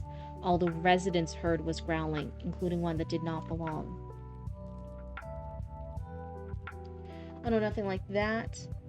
The horror does get more dreamlike later, though. By hung, I meant they just lurked at the edge of the windows. Okay, so I would clarify that, because, yeah. Residents hung at the side of their windows. I thought they were, like, dead. I thought they were corpses swinging in the breeze. Xylophone is too hard a word. Hi, King Cal. Xylophone, it's great whenever you need that X letter, you know what I mean? Whenever you're looking for that, for the alphabet. It's a great example. So I think we're switching what type of third person point of view from omniscient to close third person point of view with stuff here. And then here I think we switched perspectives entirely. We switched to the residents. And then, yeah, even here. So I think even this part is still from the residents. So, like, the first part, it's third person omniscient from Jules Citron. And the second half, it's third point of view from the residents. We switched who we're following. Second reading, I picture hung as leaned in from safety. But you would also mistake it for been hanged, etc. So, leaned in from safety. Like they're hanging out. Okay, let's hang out together. Like they're hiding. So yeah, that's just a particular keyword, and then the they. But I think there's a bigger thing of the perspective shifts are happening. And thank you for the hydrated hydrate.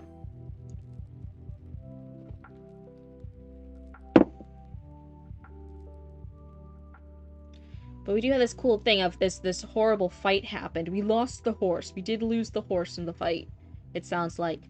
But there's this ominous chuckle coming down the street. Oh, hey! Book Lover! Oh, that's such a great username. Hello, let me type a welcome message for the readers. Welcome, readers. Been yapping for a minute. You need a sip of water. Oh, thank you, Galactic Honey. Hello, hello, and welcome on in, Raiders. We are currently reading an excerpt from Zatra, and we're giving critique and stuff as we go. So if that sounds like your kind of jam, then welcome on in. Get all comfy and cozy and hang out with us. In the meantime, what were you guys just doing? How was your stream? What were you guys up to? Run away, Raiders, while you can. You make it sound so evil over here. No, no, no. I'm your favorite cryptid. I'm a nice, friendly cryptid. I'm just a blooba. Welcome on over. Did you guys have a fun stream? Thank you so much for the raid, book lover. But yeah, what were you guys up to? Right now, we're reading Zatra. Here you can even see the writer up in the top right corner. And we're just giving some critique and feedback. But you guys in chat can also give critique and feedback. The only thing is, you just gotta be polite about it. We're all here to be better as writers together and as storytellers together. We don't need to tear anybody down while we're trying to help each other out. We were writing, aka yapping, and actually writing a little bit. Hey, then you're you're more productive than I am sometimes. So amazing work. Huge congrats on getting some writing done. That sounds fantastic. What kind of writing do you guys do? Do you guys do fiction? Do you guys do scripts for television, short stories, plays, sci-fi? What kind of things are we talking about? Maybe work inside? It's all good, Foggy. You gotta keep on working. Earn those paychecks. We just finished this section. I think we are now starting a new section. So while you guys are yapping in chat, I'll start reading this. Leonie Roclane brought another wooden plank that she recovered from the river. They would often have nails, even if they would typically be bent out of shape. At first, Leonie was chided for it. As Night Watch members started to vanish, her mom found a second hammer to help brace the entrance. Early on, they had to trust the light to assure their safety. Now, Leonie's first job every day was to replace the door before she knew it was safe. You're fine, you're welcome to lurk. Exactly, we love lurkers over here. Usually stick with YA fiction, but tonight we're working on a climate fiction short story. Ooh, I'm still... You would think as a grown-ass adult, I would I would have matured over time, but full disclosure, I still love a good YA book so much. I still love it. I do like more adult books sometimes too, but as far as like actual full books, I'm still... Man, it's so hard. I love young adult fiction. It's so great. I feel like there's some really good stories still in there. Oh my goodness. So I'll fully admit it. I'm young adult trash. Europe might be in for a new ice age in the next century. Oh my god. No. Saying you're in college, but why will forever be my fate. Right. Hi, Documancer. I actually believe, Documancer, you're still pretty earlier on in the queue. When I'm done with Zatara, if you're still here, would you like to be next? Does that sound good? Early on, they had to trust the light to assure their safety. Now, Leonie's first job every day was to replace the door before she knew it was safe. She and her mother were late to the church again. There were too many hiding inside to accommodate any more. The rejection certainly felt cold, but then nobody knew what the right choice even looked like in these times. The church was the most well-reinforced, but also drew the most unwanted attention. One of these mornings, that church was probably going to be reduced to a charnel house? Am I saying that right? Hold on, I don't have my glasses on. Or a new den. Ooh, the new den. I'm guessing it's a new den for monsters. That sounds ominous. I like that. I do like that line a lot. Let's see. That's fine. Yeah, that's right. Okay. What is... So I'm uninformed here. What is a charnel house? Is that just a phrase I'm not familiar with? I guess I can look it up. Hold on.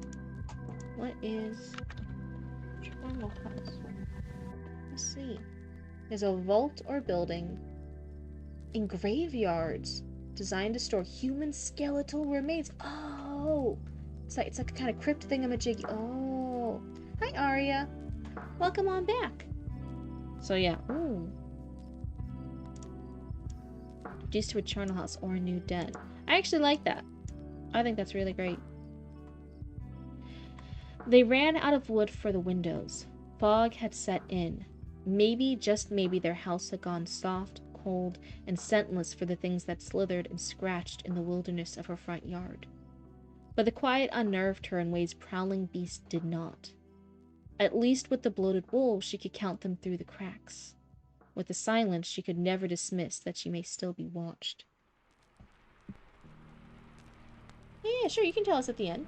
All good. And hey, you can even tell us in the Discord. That way I can actually like read it and respond. So that's all good.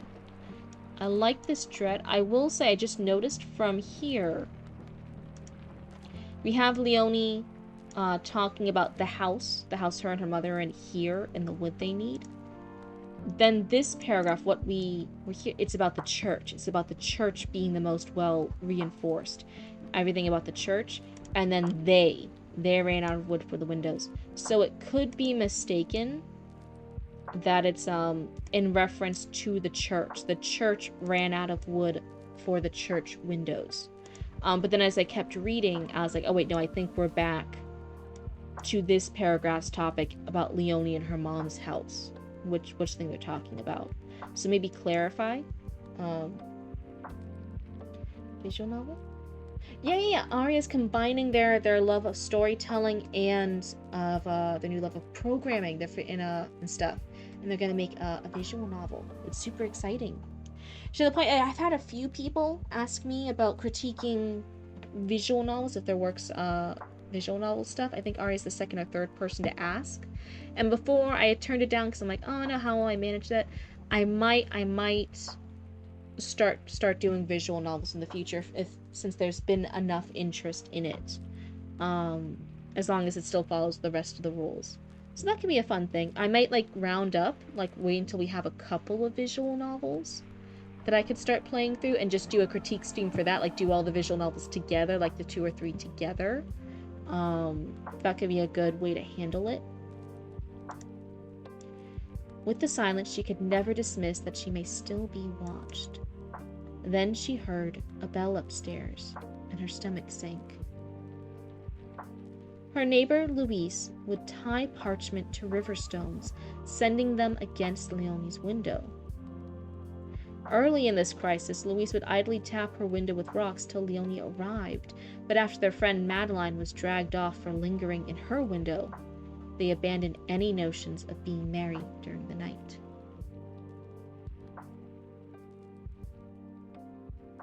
If there was a bell strung to this note, it was something urgent.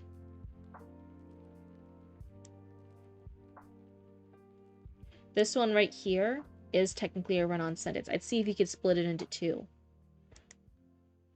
Squeezing a slender arm through the opening in her window, she took the parchment and read in the fleeting beam of moonlight. This is the parchment. Something new stalks the streets. They're killing each other. It dresses like a human, so don't let it in. Oh my god, that's fucking ominous. Hold on, I fucking love this. Fucking love it. 10 out of 10. I love this bit. Don't let it in. Fucking love it. Great. Leonie's thoughts raced. Night Watch recruits whispered of beings that wore skin that was not theirs. The old medicine man warned of a man that moves while appearing completely still. That one's phrased right. The old medicine man warned of a man that moves while appearing completely still. She went to check how much wax they had in the cupboard for wicks. Wood splintered at the doorway. Her mother screamed. Her body was briefly frozen in place before she urged her feet to move. Massive brown hairy fingers wrestled with the doorway boards from the outside, with her mother huddled by the door, hugging her knees. Young teen forced herself to race forward faster. I think you can just say Leonie. Leonie forced herself to race forward faster, lifting the hem of her dress to move more freely. She grasped a hammer left from the entrance. What a sad excuse for a weapon. She let out an angry scream, slamming the flat end squarely in the middle of the fiend's index finger. It recoiled briefly, only to start ripping out planks and slamming the door even harder. I don't think I can send you my story. Oh, does it just not meet the not spicy stuff requirement? Music-based bot dropped at perfect time. It doesn't happen often, but when the music aligns with what I'm saying on stream, oh my god, it's fucking fantastic. I love the few times it happens. Oh my god. Oh, you're just gonna be busy? Hey, listen, it takes a couple days for your work to be read, so if you want to submit it, it's not a guarantee. Again, I don't read unless you're actively in chat. So you could just have it submitted in, and then in a few days, when it's around your time anyways, then you'll be ready and you'll just already be in queue. It's not a big deal. Look how long poor Documenter's been waiting. Oh my goodness.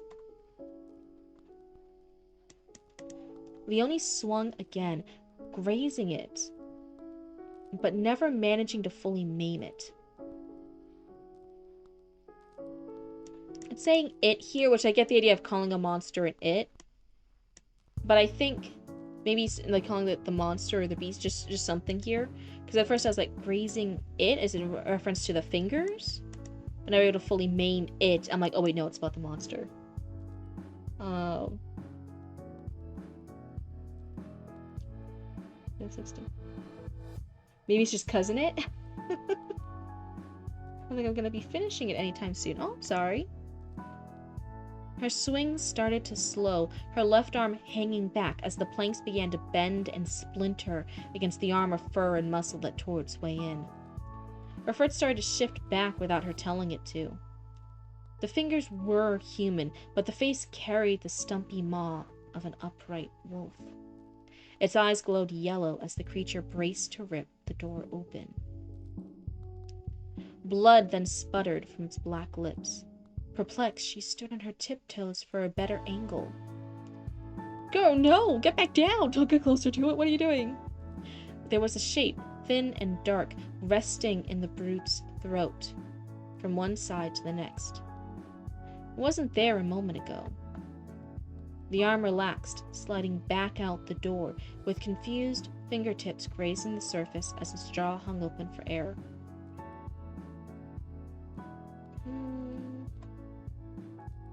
I don't really get how the fingertips are confused. It then dawned on her, the size, the curvature of the blade. It was the sickle that had been buried in the tree stump in her front yard. A gloved, unsteady hand gripped the handle, wrenching the beast back as it was dragged off the porch. The wound began tearing open from the rough way it was pulled. The beast dug its heels in the grass, and Leonie tore her gaze away as she caught the briefest glimpse of the wound stretching wider. The nagging sound of blood haunted her ears, and she knelt and held her trembling mother. Sound of blood. Wait a second.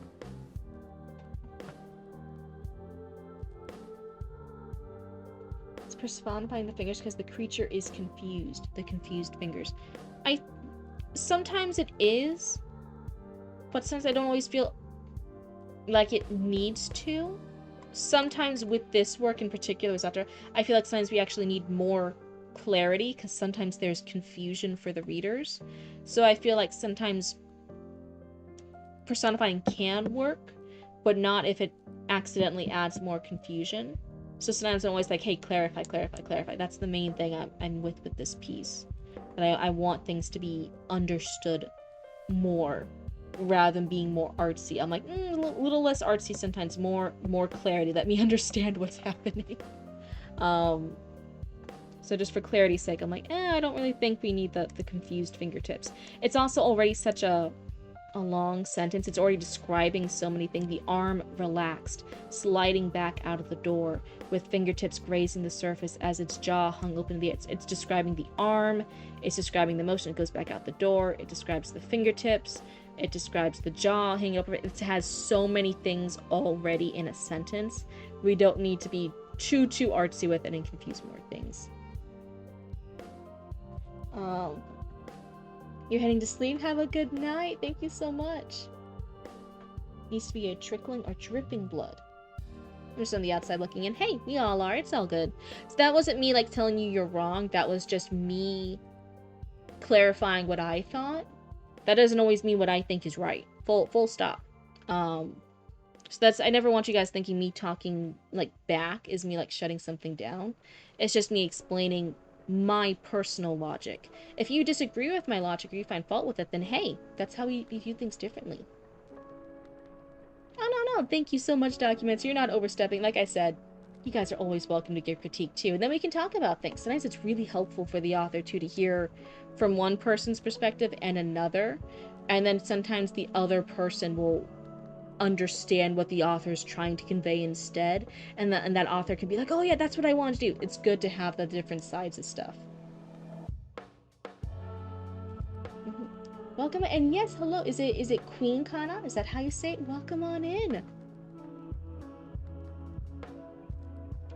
I like this scene a lot, though. I like the unnaturalness of the creature. I like how Leonie, I think, is the first time, at least for me as a reader, when we've had the little Skyrim stuff. So this is the first time we've met Leonie. I love Leonie's point of view so far. I really like hearing from her. I like this description of the actual resident dealing with the monsters. This was a really intriguing section so far. I like this.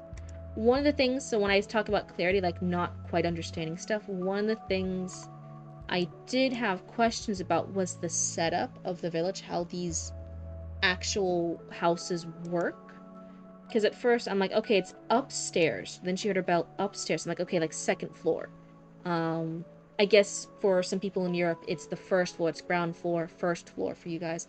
But anyway, hi Zoe. It's like an upstairs area that she's on the ground floor. She hears the bell upstairs. So then Luis, sitting against Leonie's window. So I'm like, is the houses so close together that like that you can open one window and like touch somebody else's window? Or did Luis like prop this up there without getting attacked by the monsters? Like she's outside the house, put the stone up there, and then retreated back to Luis's house. Somehow that's why I'm like, how does putting it on the second floor work? What happened? Was Luis out and put it up, or are their houses so close? If their houses are... No, she just flung that stone. She just yeeted it. And at that point, I'm like, is that not the smartest thing? If your main thing is you are so worried about keeping these monsters out, you are constantly getting new boards of wood to reinforce the doors and windows. It even started out with, hold on. They ran out of wood for the windows, right? So they want to reinforce the windows. Let's see. So is it smart to yeet things up against your windows, possibly damaging like whatever small defenses you have?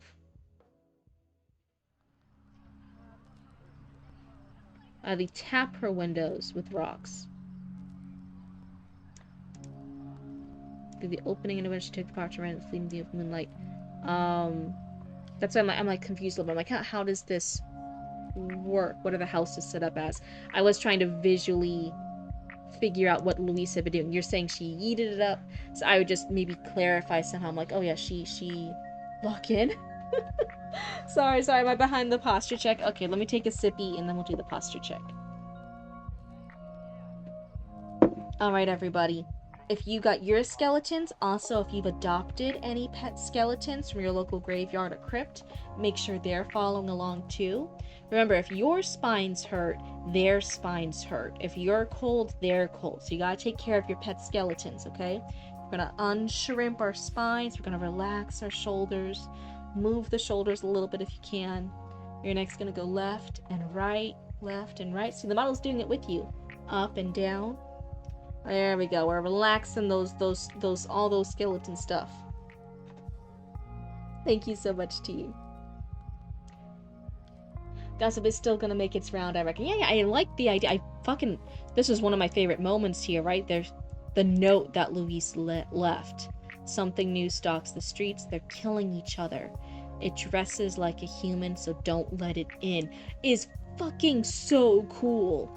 Back when, compared to the earlier part of this novel, back when we thought the only monsters were like fish, right? The earliest thing I remember with our main character first leaving and he's gonna go be a hero, or try to be a hero. There was something about the fish. There were monster fish doing stuff. And we're having some really amazing scares here. I remember that scene of the giant arm with unnatural bends or angles underneath the water. There's this threat here. It dresses like a human. Don't let it in. We have this thing of this giant wolf face beast trying to break down the door. We're having some cool fucking scares. But in between those scares, I just don't want to be confused. I don't want little things of the world to like throw me off. I keep forgetting that I can't just tab out and end up missing whole pieces of the stream book. I'm suffering. Oh no, poor Galactic Honey. 35 stream streak! Thank you so much for the stream streak, Zoe. Thank you so much for being such a huge part of this community. I'm so excited. If you want to check it out. That sounds awesome, Aria. Pet skeletons don't have ligaments, though. They still want to stretch. They still want to be part of the family. They still want to do what all the rest of the people in the family are doing. Meet. Some of my raccoons here have crazy high stream streaks, and then it kind of throws me off because I don't realize I've been streaming for that long.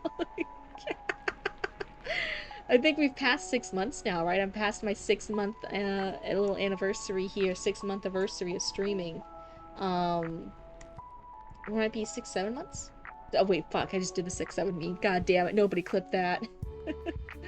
That's so real. But yeah, had 40, but I fell asleep once. You got the 69 stream streak. Yeah. See, so like you're getting close to the 70. You're one stream away from 55. Yeah, see, some people have crazy high streams here, and I'm still like thrown off. Like, wait, for me? For who? For this blue ball? What do you mean? But yeah, I would do for the more non-scare things, make sure that for the artsy descriptions, you're making things clear, you're describing things, because I don't want that confusion to take away from how fucking cool the scares are. When you write scares, I really do like the ominous, the dread, the fear. I like the cool creative scares you're doing. I still, when I was looking at your piece, I was really excited to continue it. I know I keep mentioning that long, huge arm under the water, right? I still think of that one. That was a fucking cool bit. The monsters you come up with in this, and the creep, the uncanny valley factors are fun. They're one of my favorite parts of this piece. I would actually even go for, I think they're my favorite part of this piece. It's actually really the clarity. Sometimes the skipping point of view it throws things off, adds the lack of clarity, and then in the more mundane things, just make sure I don't want the coolness to be overshadowed by lack of clarity. You're so excited to spam focus. God damn it. More clarity, gotcha. You write the funny number, teehee. Oh my goodness. So I think, how far have we read? Blah, blah, blah, blah, blah. Little part. 1, 2. We're starting our third page, basically. Okay.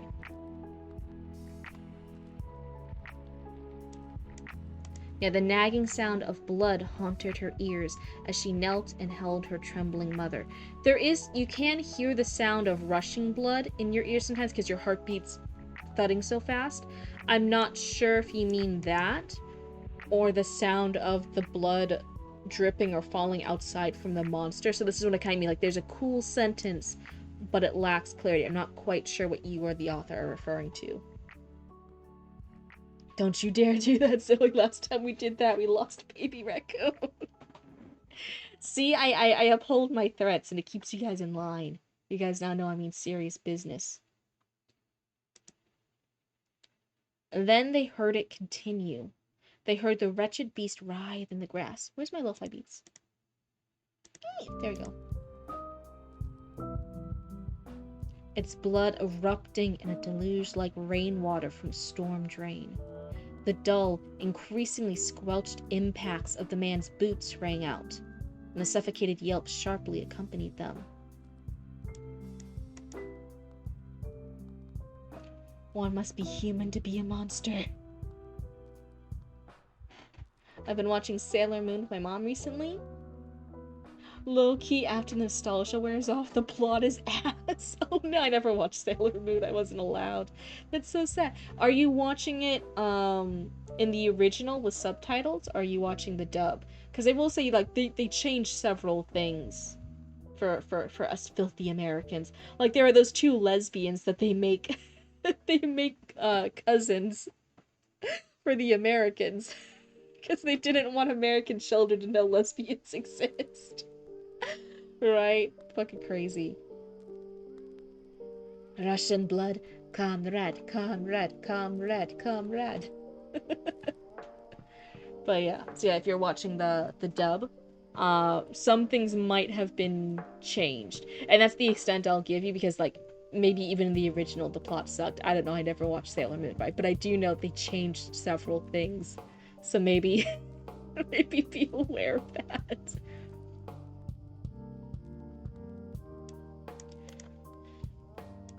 So here, same thing, it's very subtle. We go from mostly Leonie to then they heard it continue. And I know you're referencing Leonie and her mom heard it continue, but I think it should be then she heard it, right? Because we're mostly following third person omniscient Leonie in this scene.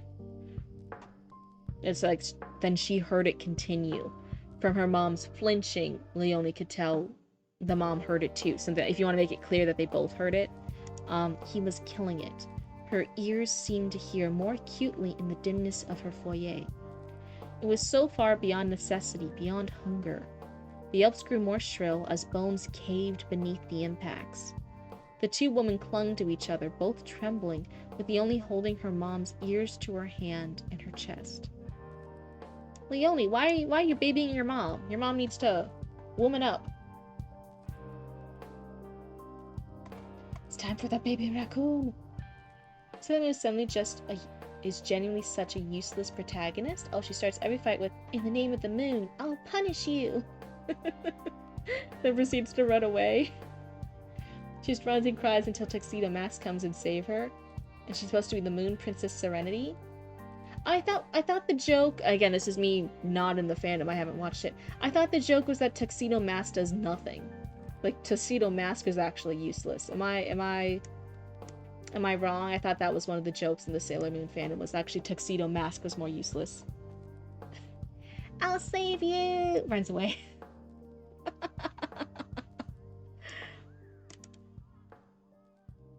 She slowed her breathing down. Her mother's soothing heartbeat always calmed her when she was small. Now her heart would serve her mother back. Ladies, go upstairs! There's a monster, it's taken off your door. You need to hide somewhere else. Don't you have doors upstairs? Go upstairs. Tuxedo Mask carries the entire team on his back? Have I been lied to by the Sailor Moon memes that I've stumbled across on Tumblr? Is Tuxedo Mask actually OP? She can still be Goku in the manga? Is that a thing? The stomping halted. The beast bled silently into the yard. And the man's lungs also heaved for air. The seconds dragged, thick as resin. Leonie stared through a knot in the plywood. A stranger stood over the body of the loup-garou. She was perplexed as he gulped in the damp air. He looked like a noble huntsman. A leather coat over a pleated vest. Silver embroidery trailed along his gauntlets in looping, vine-like patterns, catching the cold moonlight like runes.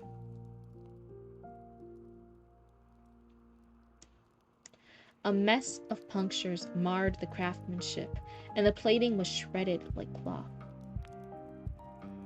The coat hung in tatters, though it must have reached the backs of his knees when it was intact. And a metal collar rested snug again around his throat, scored deeply with grooves that had tried to bite through. Carving knives hung from his boots, with what seemed to be the end of a broken harpoon jutting from his belt. He looked like something out of a story, a knight from the capital. To unite our people in truth and love, something, something, something, Sailor Moon, rockets off to the moon. Meow, that's right. I can't believe you said meow, that's right. Disrespecting Meowth. Meowth, that's right.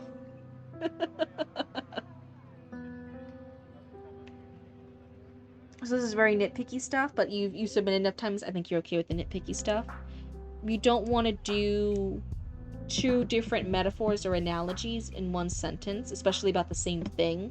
It can get a little confusing. So here, silver embroidery trailed, vine-like patterns. So we have, okay, the embroidery looks like vine-like, but then it's also catching the cold moonlight like runes. So we have the silver embroidery being described both as vine-like and runes. It's a very, very nitpicky thing, but just in general, try to narrow down and not have two different analogies or metaphors for the same thing, especially in the same line. I think if you wanted to keep both, again, just at least have them in different lines, like making a mention of it later. But again, same sentence, it's too much. A mess of punctures marred the craftsmanship. Scored deeply with grooves that had tried to bite through. Let's see. Meowth talks English. Why don't you speak the beautiful language of Pokemon? This guy's got a few screws loose. I don't know who N is. And then same thing here, very subtle thing. I think you're trying to show that something has tried to bite through his collar, the metal collar on his throat. But the phrasing of it scored deeply with grooves that had tried to bite through. It sounds like the marks tried to bite through by showing the mark. It's subtly very confusing. It's just off enough. It doesn't feel purposeful enough to have been an artsy metaphor of like, oh yeah, like the marks bit through and left the marks in his collar. It doesn't quite feel purposeful enough to be an artsy thing. It just feels slightly off and it's a little confusing. From something that had tried to bite through. Yes, there we go. That adds clarity. She felt relief congeal with puzzling questions. He was a knight. Where were the musketeers? Where was his horse? Why was Gauntlet so badly damaged? How does a knight dive into battle with no sword or shield? Girl, you're asking too many questions. I'm asking you questions. Why are you not upstairs? Try to put literally any other door or thing you can between you and the monsters. You got nothing. The loup-garou, the werewolf, literally tore off your fucking door. You got general pieces of rotten plywood keeping you away from the monsters. Girl, get upstairs. Leonie, I really liked you. Don't be making me smack some common sense into you. You're gonna be upset with her in a page or two. Oh no, this is bad foreshadowing. Alright, here's your sippy. Thank you for the hydrated dihydrate. Here's your sippy.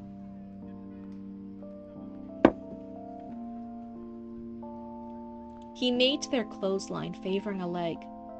He tore a length of cloth from their bed sheet, wrapping it tight around a wound on his upper right leg. Oh, thank you for the posture check. Don't then redeem a focus. What are you doing? What are you doing acting crazy? Leg and legs repeated twice.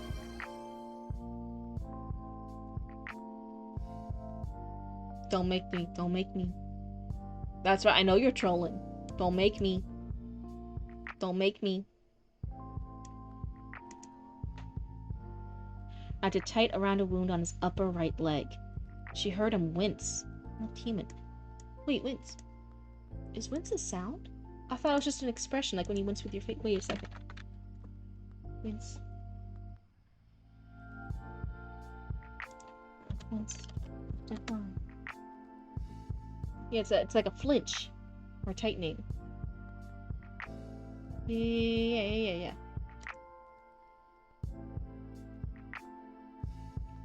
In the middle of reading, when you redeem that focus. Maybe second air? What do you do when you flinch? Yeah. But I'm just saying like that. Wait, where was I?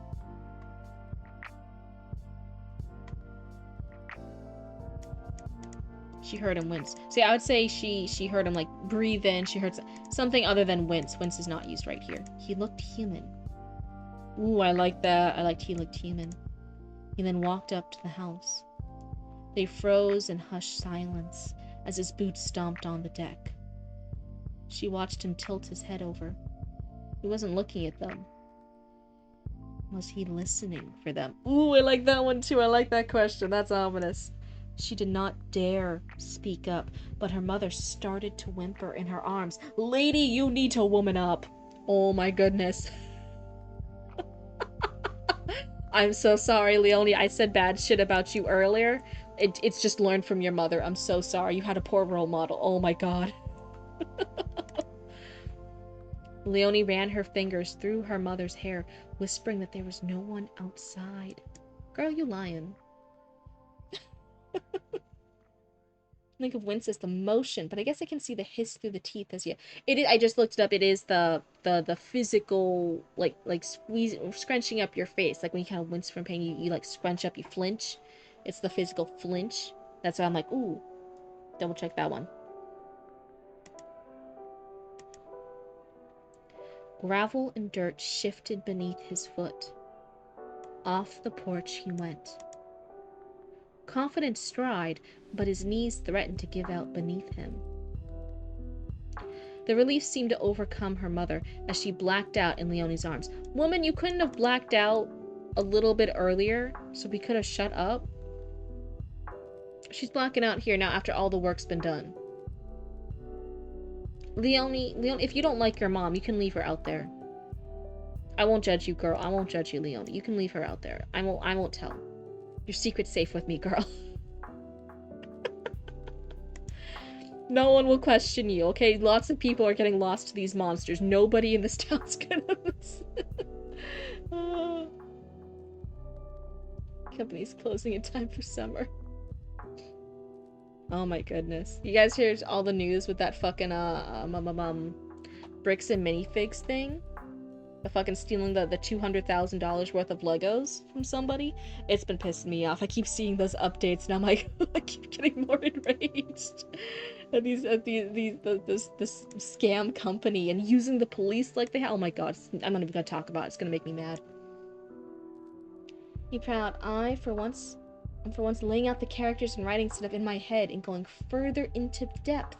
Because I finally have a brain and remember to. Huge congrats. My brain may not be here. Your two brain cells formed a thought? Okay, I'll focus. She blacked out Leonie's arms. A couple of minutes dragged by as the girl knelt in the moonlight. She hummed her old favorite nursery rhyme to her mother. No, girl, shut up! As she dragged her unconscious form to their bedroom. They had not used candles in the bedroom since the hurricane. It somehow felt more safe. It took very little time to tuck her mom in.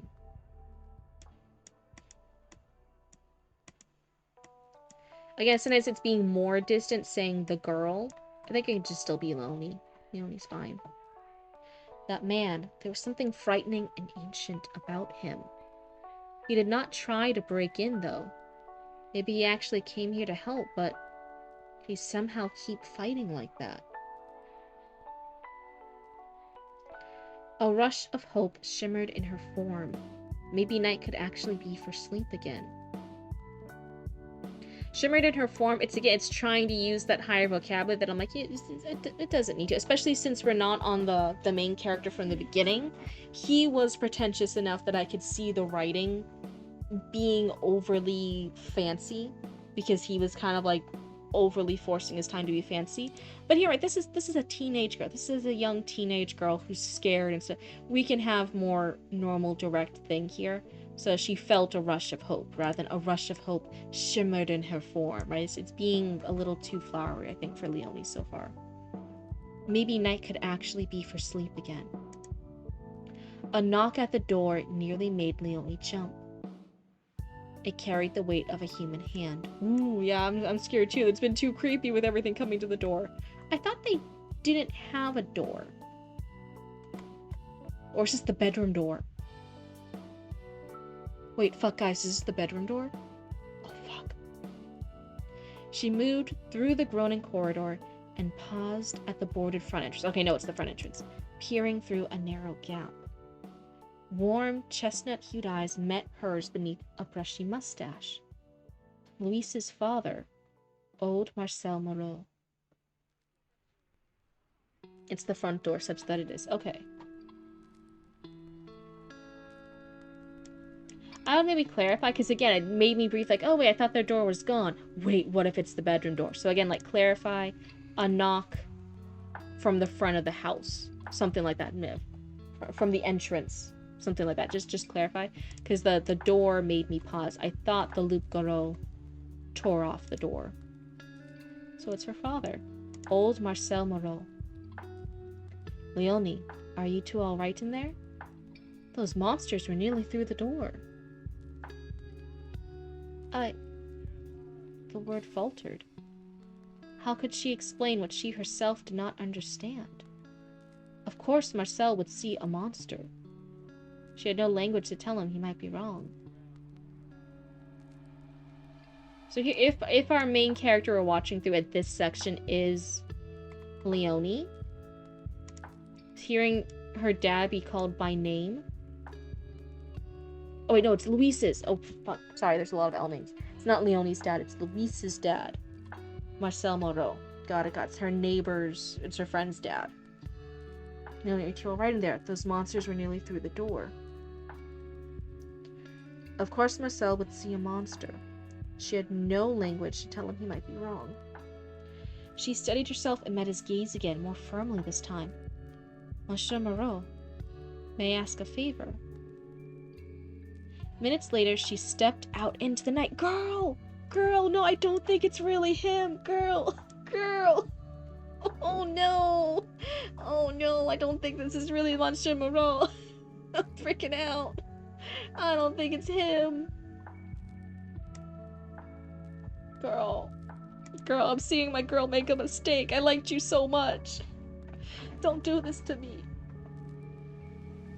So yeah, if she normally refers to him as Monsieur Moreau, I think, of course, Marcel would see a monster. I think, Monsieur Moreau would see a monster. I think you can still call him Monsieur Moreau here. Minutes later, she stepped out into the night, leaving behind the thin safety of the house. Marcel had agreed to watch over her mother. So again, if Monsieur Moreau had agreed to watch over her mother, the worry burned plainly in his eyes, lit by the trembling candle at the bedside. Why is he doing this? Like, dude, he's probably safer at his house. He has his own daughter, Louise, to worry about. And your house is like almost has no door. Why would he want to be at your house with your mom who can't do shit? I wouldn't want to be here. She had taken an oil lamp to guide her feet. Even if such light felt reckless in the chaos of dusk. Is it only dusk? I thought it was night-night. Hope you got 2 pages to find out. This is why you should always walk around with friends like my pal, Smith & Wesson. Round the beast's corpse she went. She had no need to watch it water their poppies and marguerites? I almost said margaritas. I'll be fully honest. Poppies and margaritas. I'm like, that does not right. It's marguerites. It's the type of flower. She made her way through several neighboring lawns, with little more than the boot prints of the stomping night to guide her. And for the second time that night, her limbs turned to lead. Margarita monsters! It was not exhaustion, though she had barely slept, but the remnants the huntsman had left behind. There were frightened eyes peeking from behind curtains. She lifted the light to see the gouges carved through fences and indentations dragged into mud from the brief but ravenous fights that tore their town apart like a battlefield. Same thing this one's run on. There were wild dogs, or at least there used to be. They carried old injuries, signs of disease. Nothing that wouldn't be seen on the side of the road these days. But their affliction seemed strange. Their body parts and faces were overtaken by strange, rough growths. Strange and strange is repeated. The fishmonger called them barnacles, though she had no idea why they attached themselves to animals instead of boats. Their bodies lay motionless, one of them hanging with its ribcage split open on a picket fence. Margarita o'clock! I know the limit is 9. Wait, what? And how long have I been reading? As much as I like this, I do have a partial page. 1, 2, 3, 4. We're on our 5th, and we have a few pages from before. So I might just read a few more paragraphs, and that's it. So again, it's a very subtle thing. This is very, very nitpicky. If you want to like disregard this because you're like, oh, Cryptid's just being too picky, please feel free to. But this is a good lesson for other people too. Paragraphs should have kind of the same message in it. Again, when we're changing ideas, changing locations, changing who's speaking, there's certain rules for paragraphs. So this paragraph, at first deals with exhaustion. So she stops and is explaining, oh no, she is exhausted. It was not exhaustion, she had barely slept. It's the remnants the huntsman had left behind. So we're like, okay, we're going to talk about what the huntsman left behind. It then goes into other things. There were frightened eyes peeking from behind curtains. And then it has a description, so this is a different thing. She lifted the light to see gouges carved through the fences. I'm guessing that's from the monsters. And then there's fights here that describes their town torn apart like a battlefield. I'm not sure if these are things left behind by the huntsman so much as other things from the monsters. And then again, we're getting the idea of the wild dogs, or they used to be, and that their bodies are dead. I don't know if these are monsters that the huntsman fought, or if she's just coming across this and it describes the fishmonger called them barnacles. So I'm guessing these bodies have been out there, the wild dogs' bodies have been out there for a while. So again, I'm not quite sure which part of these is the huntsman versus, or our knight, versus what's just the normal stuff that they see like dead and laying about here. So I would clarify, one paragraph should be, what are the remnants the huntsman left behind? That can be blood, that can be footprint. If he did fight these dogs, the monster dogs, then that can be part of it. But then there should be another one just describing the scenery, which is she's seeing people peek out behind curtains. She's lifting up her light. She sees the broken picket fences, other things like that. There's a lot of stuff being covered, and we're going back and forth between two different topics. These have been 2 hours. We'll buy if I have money once it's done. Yeah, it's a super cool one. It's even a cool thing. Right now we're on Leonie's point of view, but it actually starts off, our main character in this one, I say our, like I did fucking shit for this. Zatsura's main character is actually a really cool example of a main character who is, 1, not likable, and 2, is not the hero. He's actually out here coming to this place where there's all these monsters and the floodwaters and stuff, trying to be the hero, but he is not going to be the hero. He's kind of a bad dude. So it's actually a really cool thing with that too. The ambiguity will be answered later. Again, I don't want you to try to be ambiguous to be cool, because being ambiguous can just lead to confusion if not pulled off right. I don't want to be confused. I want to be wowed by how cool all the stuff is. The wild dogs with barnacles coming out of their creepy monster dog bodies, that's cool. this earlier stuff I'm confused by. Don't let confusion take away from your coolness. You don't want that trip. But yeah, Galactic Honey, it's a super cool piece. I do like it. Pray we're not getting a 4-hour? What do you mean? What do you mean? I stream for multiple hours. It's not a new thing. I've been lurking in chat, so how's your day been, Cryptid? Oh, thank you, Sanctify. Yeah, it's been really, really good. Hey, Sanctify, have you enjoyed lurking? Yeah, we love lurkers over here. Oh my goodness. Sorry, there was this funny bit. We're seeing some other people be like mean to their lurkers and stuff, and we're not about it. We're like, no, we love having lurkers here. Enjoy your content and your streams however you want to enjoy them. The only thing I ever ask you guys is that we're nice to each other. I just want you guys, when you do speak in chat, to be polite. Otherwise, I have no other requirements for you guys here. As long as you guys are polite raccoons, that's all I ask for. You'll get over it eventually. No. I love being my little petty self. I do like holding a little grudge now and again, I'll admit it. Let's see. So, cool description with the dogs and the barnacles. Her foot struck something splintered, the broken haft of a pitchfork. It had been driven clean through the throat of a great worm, pinning the thing to the muck. Even now, its corpse shuddered in dying spasms. Leonie almost moved on. Something faint held her gaze.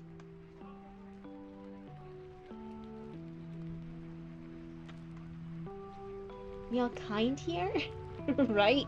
Right? We're all nice here, right?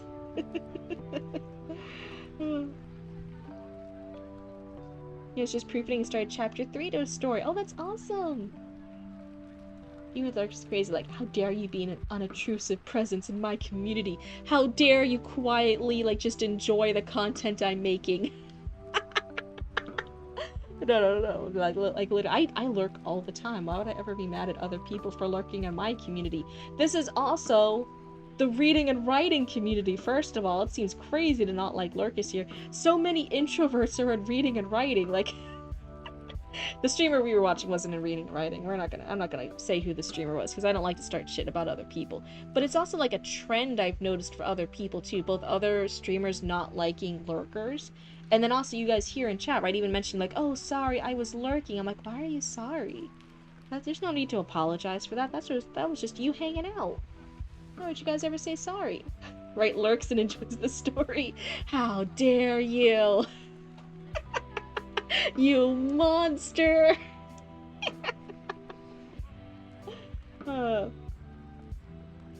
What's your opinion on pictures in chapter books? Like one in every other chapter or one every 2 to 3 chapters? Wait, what? I don't think I have an opinion. I thought you were going to ask my opinion on pictures in picture books, and I'm like, yeah, it's a picture book. They should go there. But no, like, what it's, I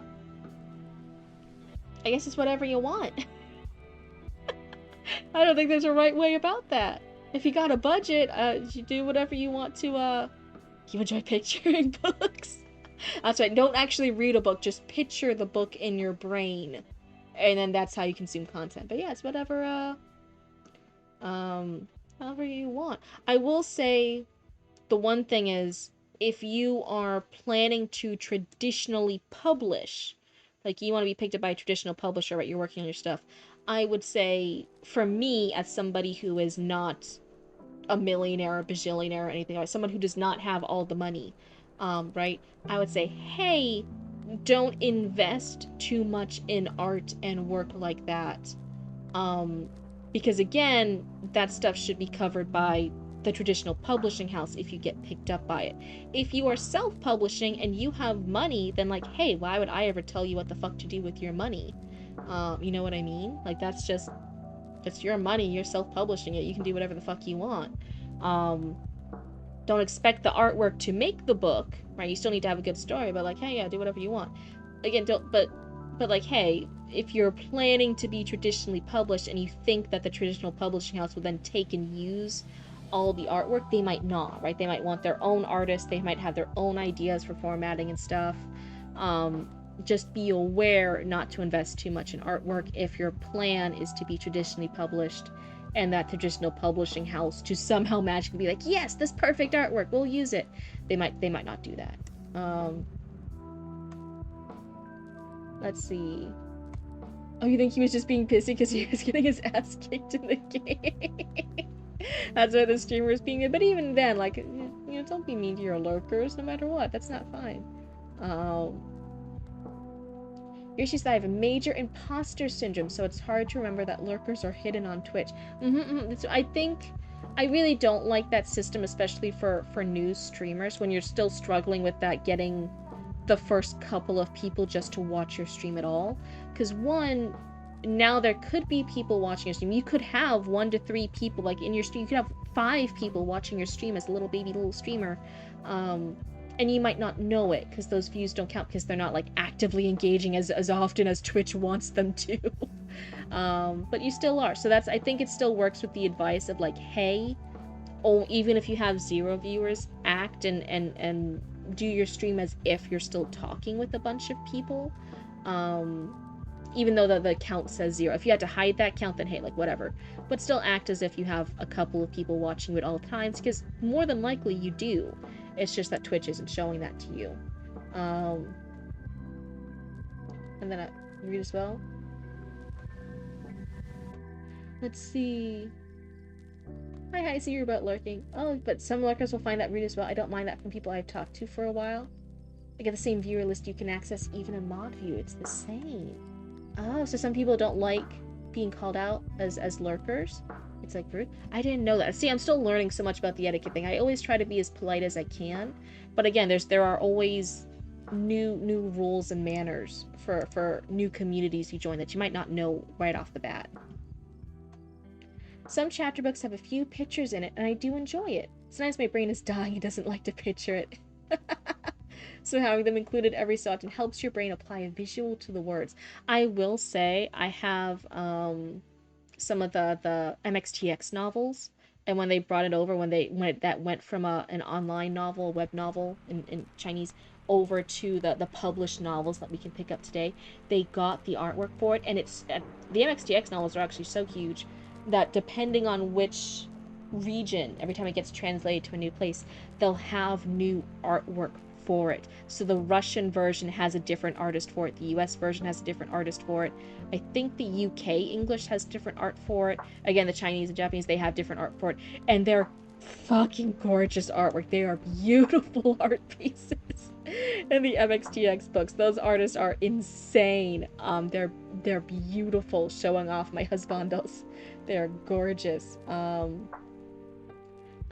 was I saying? But anyway, so yeah, so I know there's actually people who collect, even though they don't read all those languages, they actually collect all the releases in all of the languages because it has different art, and that artwork is fucking gorgeous. It's pretty art. It's beautiful art. Oh my goodness.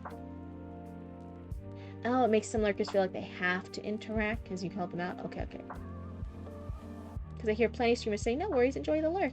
Yeah, again, that's why I think when streamers are nice about it, as you should be nice to people and stuff, right, on an online space that are hanging out with you and interacting with you, and lurking with you.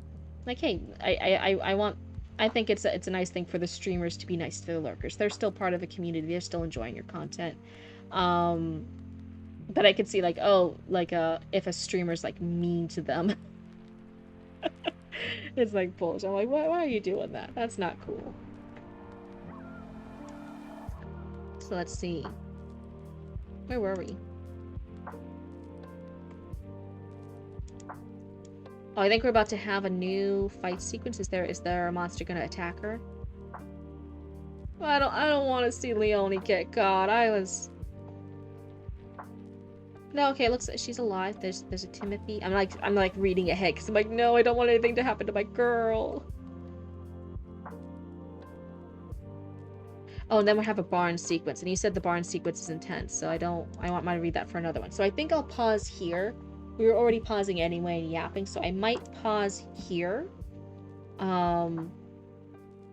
And I think we already we had some good points for this one, I feel like. I think it's such a cool scene. I love your horror. I love the uncanny valleyness. I love the scares. I love the spooks. I think that's really one of your good strengths. Whenever you do lean into the creepiness, it's always really good.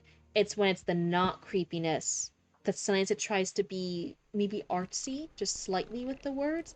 And I'm like, hey, we can be artsy. I'm not totally against artsy words and phrases and stuff, but clarity before artsy. And I would really, I think it would be stronger to be more clear, and then maybe even with the horror part be a little bit more artsy, right? But I love the horror. I just don't want confusion to get in the way of how fucking cool your horror is, because it's really really good.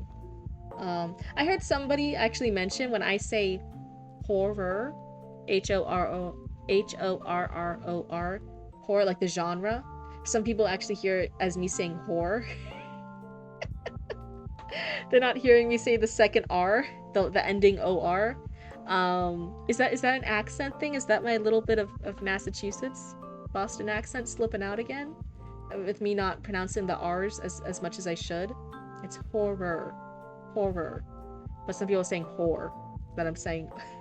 So sorry if I'm giving anyone a jump scare with what I'm saying. Like, why is Cryptid talking about whores in this spooky piece?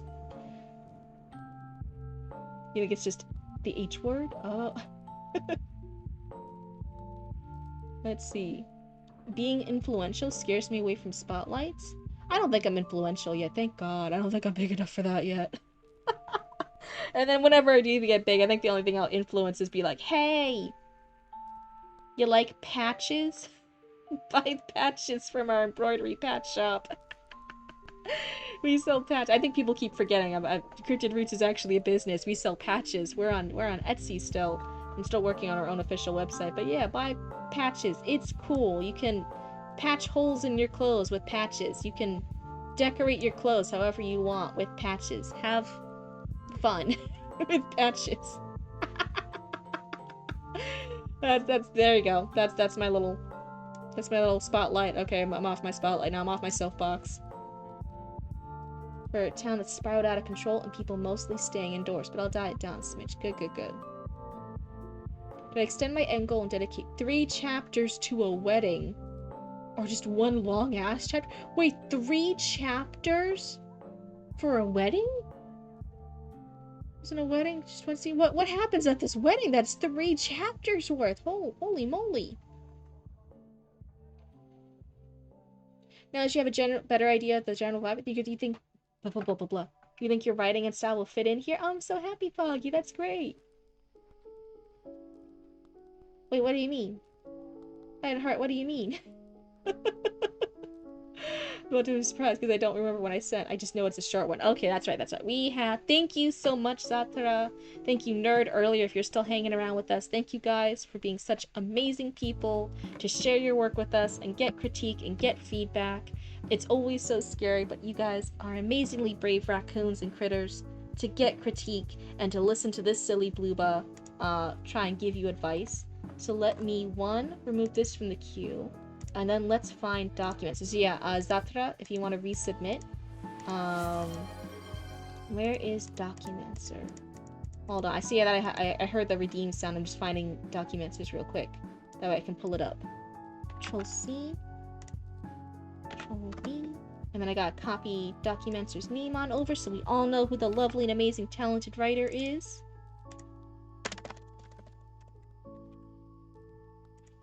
There we go. Okay, what was the redeem over here? Oh, thank you for the posture check. For helping me clean up. I hope you actually had fun despite the friction. No, I had so much. Thank you so much. It's a pleasure, and like I said, it is genuinely really fantastic uncanny vibes. I learn a lot, especially with Three Little Witches, because I want uncanny vibes in Three Little Witches. I always say I learn a lot from you guys as writers. I think as a writer or storyteller, you learn a lot from other people. And I will flat out say, some of you guys here in chat are much better at writing than I am. So always take my writing with a grain of salt and my advice with a grain of salt. But I generally do try to point out things that I think could help you guys. And I always learn things from you guys too. So thank you. It was a pleasure to read. Thank you so much. Never think that just because there's critique, that means that there's like, the writing's bad. You can pull out any masterpiece now. There will still be critiques about it. It just is, right? But no, I still had a blast. Thank you so much. Let's see. But no, Hide and Heart, what the fuck are you talking about earlier? What do you mean I'm one of the bigger writing and reading streamers? No, I'm not. Shut up. Something better be happening at this wedding beyond wedding stuff? Oh, maybe assassins jump out of the wedding cake? That's a good idea. Then I could see that, yeah. Feel of how another king died in an assassination attempt. Okay, yeah. I'm gonna just grab the whole salt shaker, don't worry. That's right, that's how much salt I put on my pizza. Not really, but it's pretty fucking close. Wait, do I have suggestion power? Ah! Nope, I'm viewing. There. I'm viewing. Not much. I can say the part where we're actually in his head for the barn, because it gets ugly in there. Oh no, my poor girl. What are you gonna do to Leonie?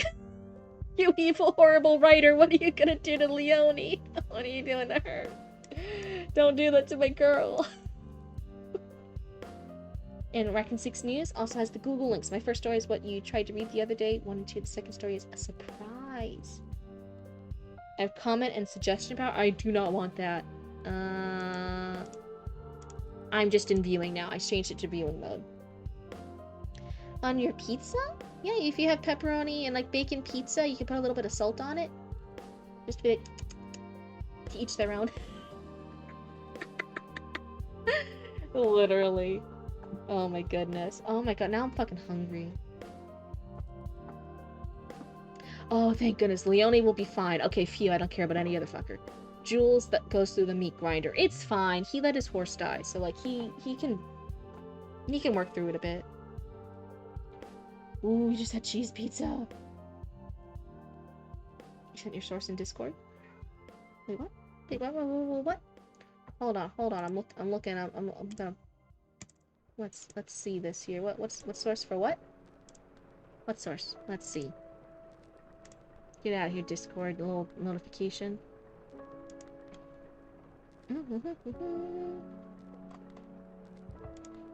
Yes, welcome. This is chatting.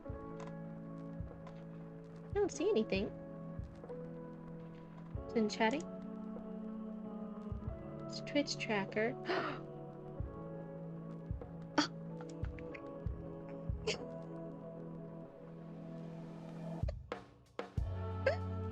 Oh no! No! What is this? You must have scrolled down. You must have scrolled down accidentally to the bottom. You must have scrolled down Hide and Heart. Sorry, you scrolled down to the bottom. I'm one of the bottom streamers. No, it's fine. It's fine. It's fine. All the salt is gone. Yes, it's mine. We actually have like different types of salt too. Like different varieties of salt. Because I like start... This is revealing how fucking basic ass bitch I am. So I could use different flavors of salt for different things. I'm so picky with my salt.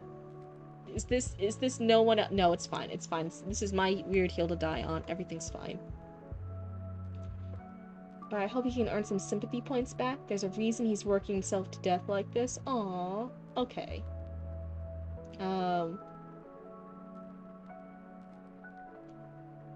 you went dumping the salt shaker on the pizza and evenly distributing the salt across it like a giant layer of snow. No, thankfully I'm not that bad. Sometimes I exaggerate and I'll make it seem like that. But genuinely, no. Like, no, I just like adding some salt to my pizza. That's it. Your phone decided to have a stroke? It's because I was making shrieking noises. It was interfering with your signal. Oh, your player character Yuki has a messed up backstory. I can say that involves... Oh. The bird food... This sounds like such a sad story. I just ran into a whole other stream and I had to find yours again? That's weird. What do you mean? I didn't hurt. How can I ban my mod? How can I ban my mod? Don't tell me these things, it freaks me out. Nah. Nope. I'm ignoring that. Anyway, we have Documancer here, right here in chat. Hello, Documancer. Is there... Let me see in the submissions. This is a cozy, supernatural microfiction. Ooh, is microfiction just an even shorter version of a short story? I haven't heard microfiction before. Is it just an extra short story? You didn't know about the rankings, Cryptid? No! I'm really so upset to know this rankings now. Also, I haven't even written the onset of his trip. Oh. Okay. Support guards help him with everything except the manpower. Pretty much, it's 350 words exactly. Oh, okay, so it's just barely on the second page. Yeah, we can get this done nice and quick. So, okay, microfiction. I haven't heard that term before. That's super interesting. About Elm Martin. Elm runs a foster home for shades, an entity of shadowiness. They're summoned when a person realizes their biggest fear, but shades aren't always accepted in homes and are kicked out or shunned. So Elm scoops them up, nurtures them, and tries to find them homes. Okay. So is this just a writing exercise with this concept, like the 350 words and it's done? Or is this a piece? Is this a microfiction piece of a larger story? And that's just for me to clarify. That way I can give you good feedback and stuff, so I understand what we're dealing with here. Is this going to be a part of a bigger piece, and you're just giving us a little sample? You guys have been fun. Please no. Please no. No, nobody can see how lame I am. But first in our Blueba hearts. That I can accept. That's right. In your Blueba hearts, I don't think there's too many other Bluebas I'm competing with, unless there's more Bluebas I'm not aware of. So in that case, I could be the first Blueba. This one is just a piece. It's gonna be part of a bigger work. Okay, so then I won't say, maybe it's not microfiction, but it's a part of a larger work. We're getting a sample of a bigger piece. Might be a neat pet. Okay. After a long day of settling shade adoptions, all I wanted to do was sit down on my recliner and crack open a cold soda. I had my hand halfway in the fridge when my phone chirped to life. I sighed and answered on the third ring. Elm Martin's Oddities. A woman was on the other line. She sobbed her woes. Ma'am, who did you adopt today? She babbled some words through her receiver. Spooks? He's under your son's bed? Spooks was one of my favorite shades. He fit in the palms of my hand, and his ooze manifested into feathers. Some potential adopters said he had too many eyes, but I thought that was part of his charm. He fell right asleep with a snack. Ma'am, I said calmly, have you fed him a midnight snack? So again, snack and snack is repeated twice. I peeled my ear away when she practically screeched. I pressed my ear back against the phone and shut the fridge. This was going to be a longer phone call.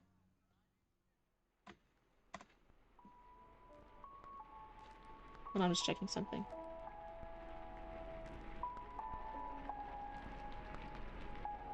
Okay, no, okay, that's being consistent. Good. Okay.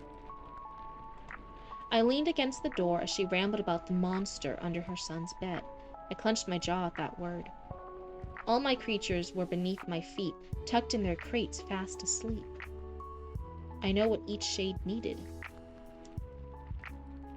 By beneath their feet, I'm gonna guess like the floor below, like in a basement or something.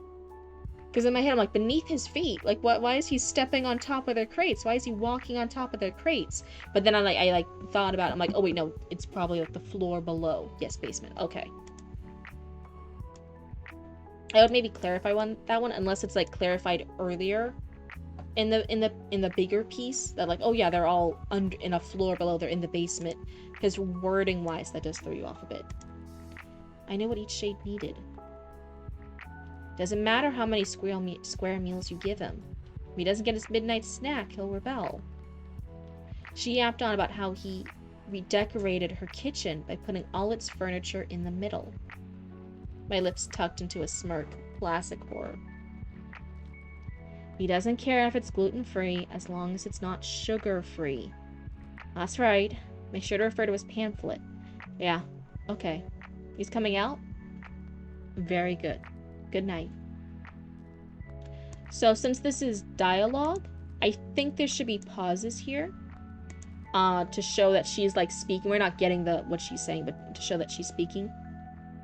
So he doesn't care if it's gluten-free as long as it's not sugar-free. ... That's right. Like, comment ... Make sure to refer to his pamphlet. Yeah. ... Okay, he's coming out. Very good.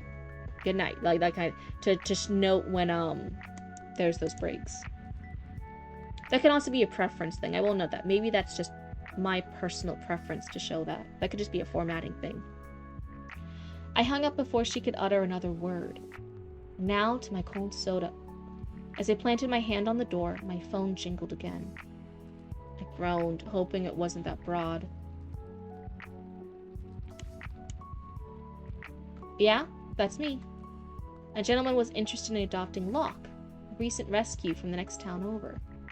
So much for soda. This was more important, though. Can't keep them all. Wasn't that broad? Is that in reference to the woman? Like when you call a woman a broad? Is that how you spell it?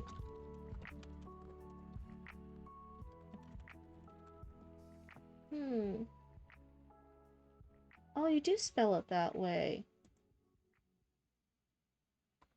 Huh. I don't know why I thought it was spelled slightly differently. Oh wait, my lo-fi beats. Here we go.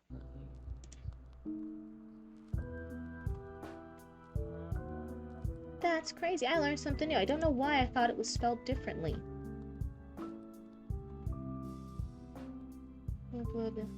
What's a basement? I still live and die. I had this argument with one of my English teachers down here in Florida in high school that a cellar and a basement are fucking different. He was trying to say they were the same thing, and I'm like, what the fuck are you talking about? Anyway, sorry, that's a tangent. Question for anyone who includes messed up things in their work. Do you provide a warning for self-delete in Grand Theft Auto? Wait, what's GTA? I just think Grand Theft Auto. Broad woman, yes. Like that broad, that woman, yeah. Oh, hell no. Yeah, cellars and basements are fucking different. I had an English teacher down here in fucking Florida. And I'm like, you're in fucking Florida. I didn't say this at the time, but I was thinking, I'm like, you're in Florida. You guys don't understand cellars and basements because we're in Florida. We are below the waterline. They would fucking flood. That's why you're not understanding it. But as somebody who does understand architecture, who doesn't flood all the time, I can tell you those are different things. He was trying to say they were the same goddamn thing. I'm like, you're fucking dumbass. Oh, forget that ass. Wait, no, this still doesn't make sense. For self-delete and get that ass? No, wait, what? If it is a, like a fan fiction or fanworks or something like that, I could say you kind of want to maybe at least reference the tone. No, like fan fiction stuff, yeah, we have triggers and tags and stuff like that, and like archive of our own, right? So if it's something like that, yes. For like, if you're going to like if it's being published in a bookstore, I guess it depends on what you mean. Yeah, I know self-delete. That's why I wasn't questioning that. I was questioning the GTA. I'm like, I just know that it's Grand Theft Auto. What's GTA? I know self-delete. But what's GTA? I just know it's Grand Theft Auto. You mean content warnings? Oh, for a Twitch chat. Yeah. Isn't it just that a cellar can be accessed from both inside and outside the house? Yes! Yes. I would also argue that a cellar at least has to be accessed from outside the house. Some cellars can be an unattached cellar, like a non-attached cellar to the house, so you don't need to access it from inside the house. But yeah, it needs to be accessible from outside the house. That's a cellar. Versus a basement is always accessed from inside the house. It's a basement floor of the house, so you can access it from inside the house. You just walk down to the basement with some steps. And this fucking teacher was trying to say that a cellar and a basement are the same thing. They're just both things that are like a below ground floor, and I'm like, you don't know what you're talking about. Mm-hmm. How dark do you think I'm going to make the 1 hour raccoon story cryptid? I don't. I'm so scared. More brandy for me? Clear the snowstorm? Wait, what? Anyway, what was I saying? I got so off on a tangent. I am so sorry, Documancer. One, I really like this. I think this is a cool vibe. I get the vibe you're going for. I like the personality, I like the tone. The personality was pretty consistent throughout it.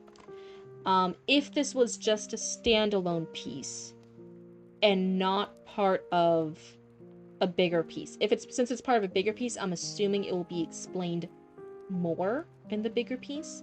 As just a standalone thing, I will say like, hey, it is the concept of the shades is a little confusing. I don't fully get it. So one, it's like being treated like they're like animals you adopt. But I'm like, but it also makes it seem like some of these people are that just having creatures that appear, they're just having the shades appear. In your submission, right, it's explained, oh yeah, there's someone when a person realizes their biggest fear, but then they're kicked out. But again, I don't get that feeling from this standalone piece. You explained it out of this piece. But in the piece itself, I don't get the idea of like, oh yeah, like, they spawn from other people, they're cast out, but other people adopt shades because they're cool and spooky and neat. So that's why I was like, it's not fully explained, the shades concept here, but the personality, the tone of the piece is really nice and consistent and strong. It's very, very much what you were going for when you said it's cozy supernatural. It has that personality of cozy supernatural, that I think is really, really good. I was talking about The Walking Dead once, and got the, do you want to send this message? Oh no! Yeah, but thank you so much. Yeah, the tone, really, really strong and clear. You have a really good tone for it. The lack of clarity for the shades and how this is working, I'm going to assume it's cleared more in the bigger piece as a standalone. A little confusing. And then what? Well, I just had like some, maybe, and I'll also clarify, it could be a personal bias. But formatting, whenever it's those breaks in the dialogue, I want the ... So that's what the ... are meant for. At least in my head. So like when the Karen lady is like talking, that's when I would want the ... here. Have to hop off. Have a good night, Hellenic. It was so good having you here. Thank you so much. Yeah, in other pieces I describe how the shades develop. Perfect. Of character's pointless death, but then other things slip through, right? The Twitch automod stuff is always so hit or miss. It's a little wonky sometimes. But otherwise, that's my general thought. Otherwise, it's not a very long piece, so I feel like I can't give too much feedback just because there's physically not a lot for me to do. That's not a hate on like, oh no, this is too short. That's just saying, hey, you submitted a micro piece, you even described it, right? So like, hey, there's not a lot for me to comment on. But otherwise, I like the names. I like Spooks, and I like and Lock. I think those are both really good names for this vibe. Everything is kind of chosen really well to keep the idea of it's spooky but cozy. The names for them, and then even Elm Martin, I'm gonna assume is it. I'm thinking Elm, like Elm Street. Want to give a little taste for it? I think it's cute. It's a cute little taste. It definitely has a vibe. It's a bop. I think you narrowed the tone down pretty good. So yeah, that's about all I gotta say. Thank you so much. Let me go ahead. I'm so sorry you've had to wait so fucking long just to have the short little piece read. I'm so sorry. You've been so patient. Thank you. Let me see. That's off the queue now. I'll go here. Yeah. Okay. Let me restart my lo-fi beats. No worries. Yes, okay, it was a reference to Elm Street. That's what I kind of... It's a really nice, cutesy way. It's balancing the cute aspect of the spookiness, and I think it was handled really well. I like catching the references, but it's still cutesy-fied, you know? I think it was a really good balance. Otherwise, do we want to do Raccoon Channel 6 News? Ghost, hi, what is it? What is it, baby boy? You exploring? You sniffing? Just don't find a buggy. When you're that intent on looking around, I'm worried you found a buggy or something. I don't want a buggy near me, okay? I don't want a buggy. You just figuring stuff out? You just sniffing? Okay. But yeah, is Zoe still here? Do we want to do Raccoon Channel 6 news? I think that can be the next thing. Add more and see what you think. Would 1,000, 2,500 be enough to add on? For like words and stuff? Probably. It's kind of more of like a general vibe. I just kind of read until like I can't read anymore. Like I said, when it's like this kind of format, I'll try to read like I try to at least get 2 pages done. I try to go for more if I can, if it's not too dense. Trying to make some dumb just for fun in Python. I was surprisingly difficult. Yeah, coding stuff. That takes big brains. Big brains. Hi. Hi, kids. Kids is even looking over here, too. Yeah, do you want to do Raccoon Channel 6 news? Is Zoe in? My other snapped and my father... Oh, no! I'm so sorry, Shadow. Yeah, real life stuff comes first. So if you can't be in chat, then, like, hey, absolutely deal with real life stuff first, right? Real life stuff always comes first, especially when it's anything like crazy or wonky or sad going on. So you take care of you first. Stream will always come in at another time. It's not the end of the world to miss stream stuff just because of real life stuff. I never want you guys to think that. I actually think one of our VODs reached over 400 views. I might be wrong. I'll double check that. I think it has. Don't hide me out of my room. Don't you poke? That's I think Zoe would still want us to read it, so let me pull it up. Let me at least get it ready. I opened it up again to Heart messaging me. I'm one of the top streamers in reading and writing, and I'm like, yeah, scary. Scary. Too spooky. Too spooky. So let's see. I did read Shadow Alpha's excerpt before. So now we are going through Cutest. Messy Mervin's Vacation? Is that the first one? Oh, I actually get to pull it up as a thingamajig. Little docs.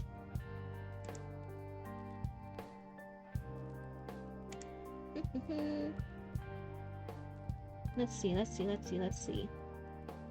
Should I do the intro again for Raccoon Channel 6 News? Oh, I had to switch screens for it though. Hold on. Okay. Window to this. I'm gonna pause the music real quick. Everyone ready? Everyone ready?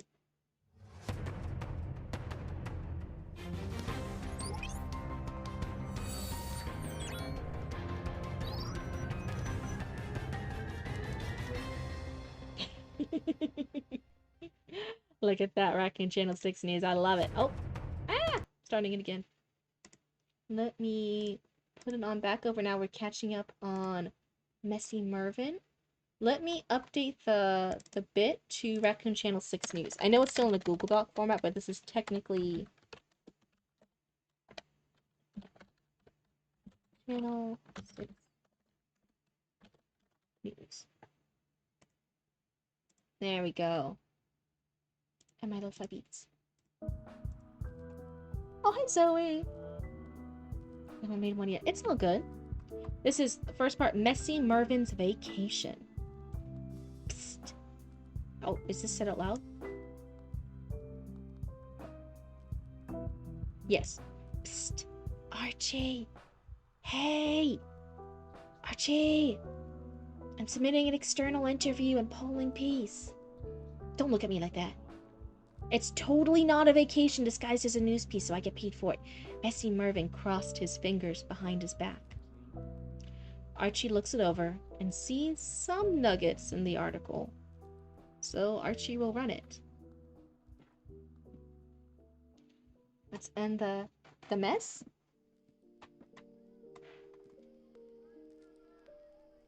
Hello, fellow critters. It is I, the most grandest, most spectacular investigative reporter at Raccoon 6 News. Messy Mervin reporting. Today's report focuses on the critters themselves, struggling through this civil war. One must ask themselves, who is this civil war for?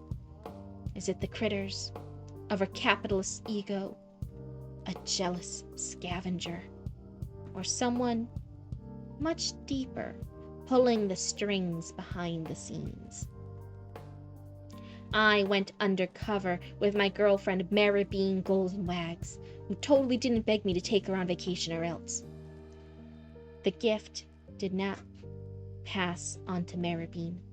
She cannot talk, but that doesn't stop her from being adorable and courageous. I might tell you how we met someday if there's an appetite for it. And now onto the line. Though the word vacation to the roving reporter's finding. First off, Beanie. Yes, that's her nickname. She has cute toe beans, don't judge me or her. Though it would be great if we went to the dog park and went camping. We were setting up the tent when a husky voice came from behind. Okay, wait, husky voice. What kind of voice do we want for this? I don't know how to do a husky voice. Is it like an actual dog husky? Wait, we have dogs in this world. Is it like a dog voice, like a husky? Oh my god. Okay, so how do we want this dog's voice to be? How do we want the dog to be this actual husky? What do we want their voice to be? Sweet noted.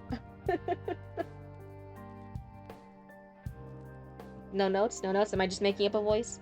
Growling? Barky? Okay, no, now you're just farming for content. You're gonna put me on random clips of me trying to growl and bark lamely and get all the views. I'm not falling for it. Energetic? Okay. Upbeat, energetic. It's a dog. It's upbeat. It's upbeat, upbeat. Okay. Husky voice came from behind. Hello, strangers! I see you're new around these parts.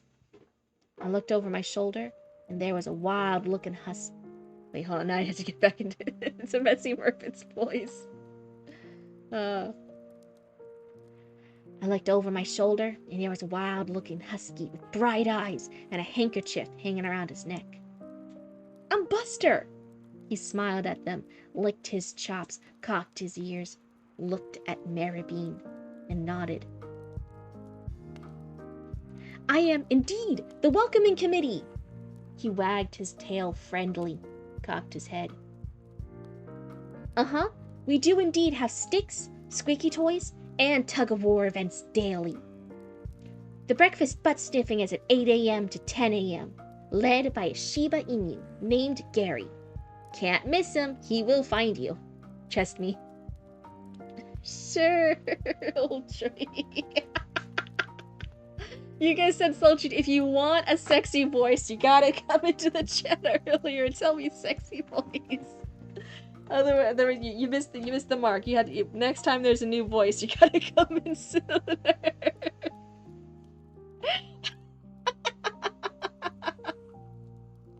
Can you imagine me? I think I actually hit it right on the head with like, oh, I should be upbeat. I should be energetic. That's it. Yeah, Keenster's like energetic. Yeah, I said I'm like upbeat, energetic, like a dog, happy dog, right?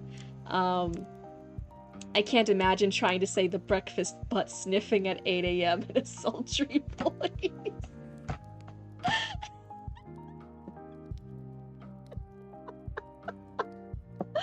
No way. That would have, oh my god, that would have been so fucking hard to do. I brushed myself off real quick, stood up. I am Messy Mervyn, roving investigative reporter. Would you mind a few quick questions for Raccoon Channel 6 News? I would have been sent. I would have been sent to the lowest rings of hells. I would have been tortured. Don't make me have a sexy voice and say that. Hi, Roots. It's so good to see you. Thank you for the hydrated digit. Here's your sippy. For all my raccoons, yes, I am Cryptid, and then Roots is my younger sibling, and that is their username here. They're Knitbone in chat, but that's Roots. Everyone say hi to Roots. Hi, yes. Raccoon Channel 6 News. Buster responded, Sure, I love Raccoon 6 News. Boy, there's a lot of news lately. And I responded, Yes, and that leads me to the first question. How do you feel about this whole Civil War business? Let's hear your take. All hail Lord and Savior Commander Roots. That's right, everyone. It's Commander Roots. It's definitely not Commander Toots.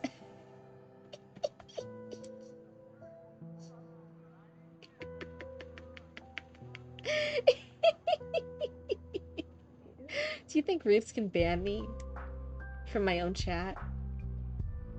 Definitely not Commander Boots. Definitely not. Nope, nope, nope. Nothing like that here. Not Commander Toots, not Commander Boots. It's only Commander Roots.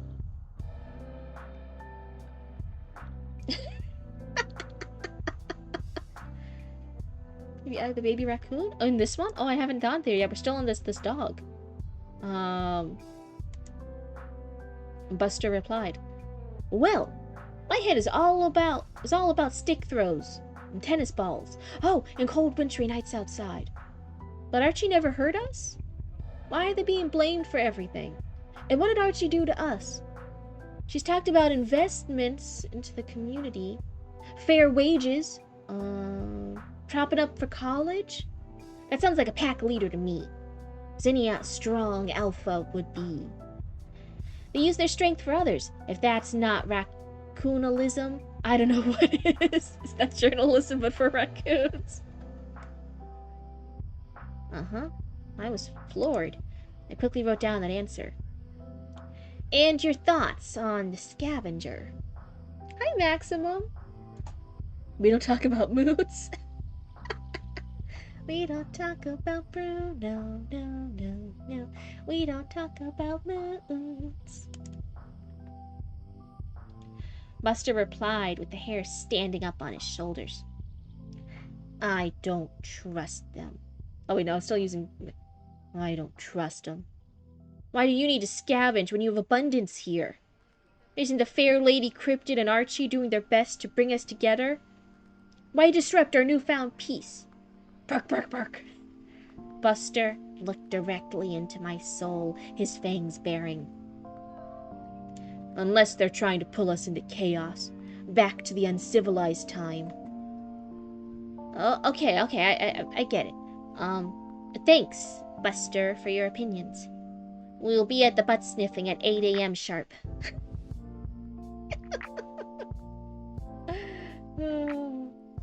What about Commander Lutz? Loot!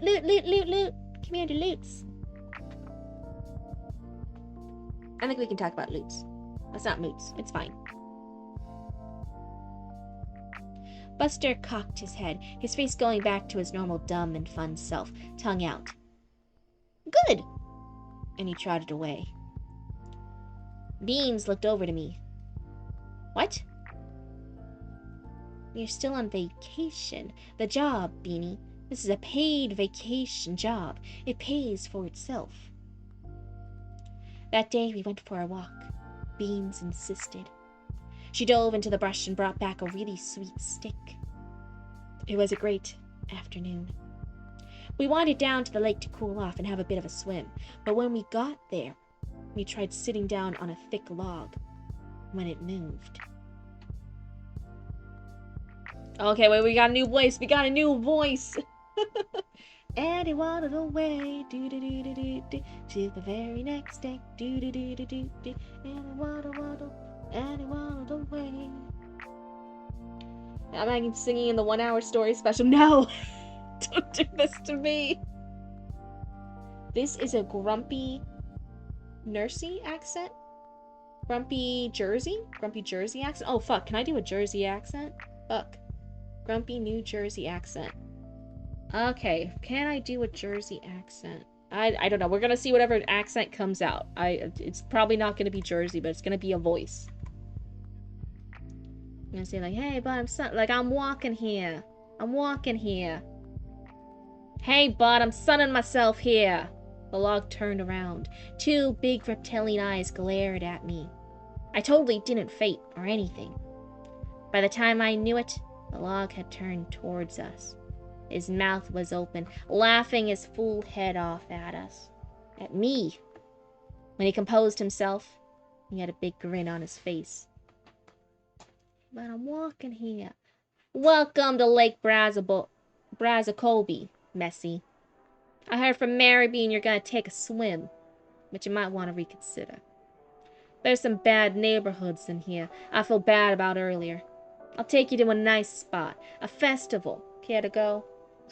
The Nanny Fran voice. I can't pull that up out of the back of my head. You guys are asking me for accents and I just can't pull an accent out of my back pocket. I don't even know this model has back pockets. Nanny Fran. Fran fine. You know that show growing up? That's Brazil and like Kochabi. Okakobi?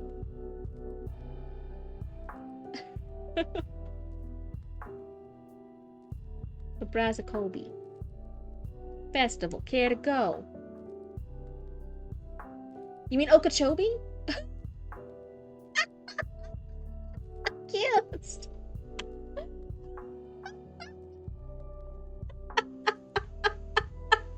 I'm like, man, all these other lakes have really fucked up names too.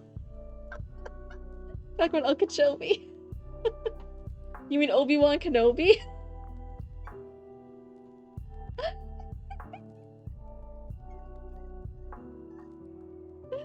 Oh my god, that's funny. Okay. Are you sure, Mr. Sunny... Wait. I'm walking here. Mr. Sunny Toes. Yeah, I'm sure. At least I can do. Get on. Take you over to the island where the local black bass are shaking their fins. Hey, Roots. Roots? It's past midnight and I'm hungry. Yeah, I should have eaten before stream, but I wasn't hungry then. I don't know what it is about streaming, but then it makes me hungry. I don't know why I'm silly like this. It's a problem. Also, happy Pride Month. Oh yeah, it's past midnight. Everyone, happy Pride Month from Commander Roots and from Cryptid. Happy Pride, yay! Don't feed the cryptid after midnight. Oh my goodness. No wait, don't listen to that's just the coyote guard. No, wait, no. Fuck, I was gonna ask you to make me a pizza. Oh. My story probably burned some calories. I'm not a gremlin, I'm a cryptid. It doesn't count. Hey, Roots. Could you put in one of my half pizzas for me? Please? I love you. Makes sense as not to. I've actually been eating cryptid tummy food. This is the story how hiding all its remote privileges. No, it's if Roots hadn't made me food, then I would have been like, hide it hard, it's all your fault. They're over here, they're actually being really nice, and they're putting in a pizza for me, so yay! Oh, you think we should have a month for every single of the 7 deadly sins? That would low-key fuck so hard. That would actually be fucking great. Oh my god, a food month, a gluttony month, where we just like to fucking eat whatever we want all the time. I would do great during summer. Oh. I would that. Oh my god, what less gonna be? Why do you think I started off with that would fuck so hard? I want the greatest discounts on all the adult toys every Lust Pride month. That's when like everyone, it's like the Black Friday, like where you get all the deals and stuff, but just for like all your adult toys. That's when all the adult toy stores run all their best deals during Lust month. Oh my god. February for fairly obvious reasons. Yes. Yes, yes. I'm an Aquarius. I'm a February baby, so yes. Black Friday for Gooners. We were in the middle of Raccoon Channel 6 news, guys. Not October. What's Wrath month? Wrath feels like an Aries. What would Wrath month be? What's an Aries kind of month? Wednesday? What? Wednesday? I'm gonna look it up here. Let's see what. Yeah. Okay. What months is Aries? March and April? What do you guys think between March and April? Oh, Roots is saying March. March should be Wrath month. Wait, no, Zoe's saying Sloth should be January and February. Greed is March. Envy, April. Pride, May. Wrath, July and August. Gluttony, September. October and November? Gluttony gets 3? Pride is December. Unless everyone started during that time. Gluttony, September, October, November. That's what our archivist is saying. Oh, that's a good point. Roots is saying greed should get the most months. Oh, because it's greedy. I think Luster makes sense in July. Pride month sets the stage and everyone's naked in July anyway. Oh, July's so... I'm a Floridian. July's so hot. July's... Wrath would be great during like hot months. Yeah. But I was also, I don't know. I think March. I think March feels Aries. It's Wrath. I think March for Wrath feels good. I also love how this is your first time chat, Harkin. You're over here being like, actually, yes.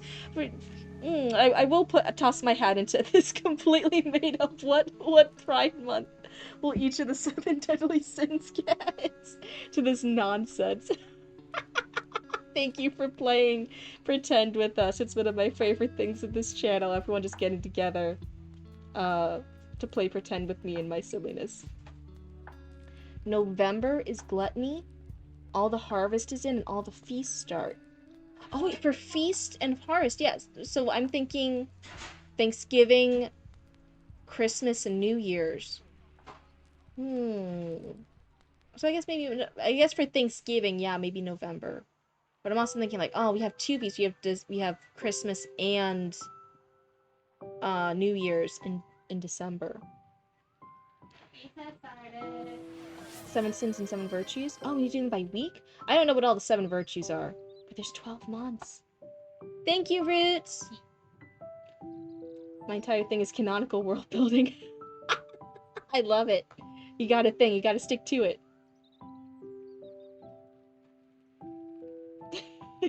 Okay, Arya's saying focus.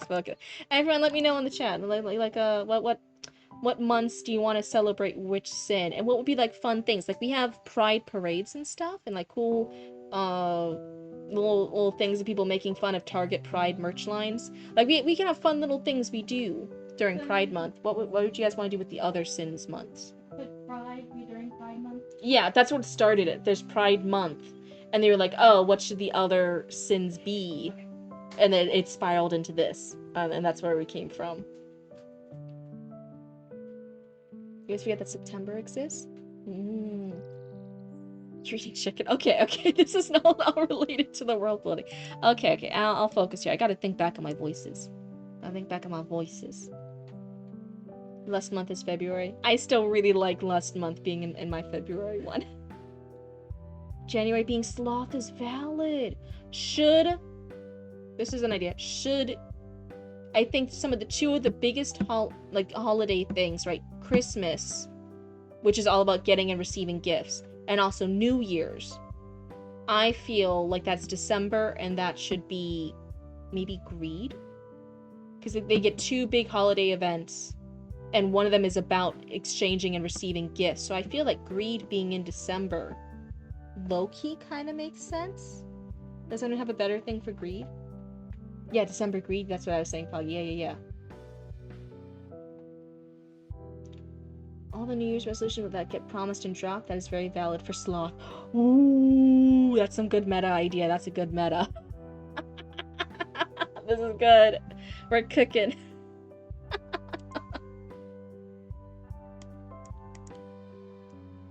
Sunny Tooth lazily swam us over, deposited us on the shore, and swam back.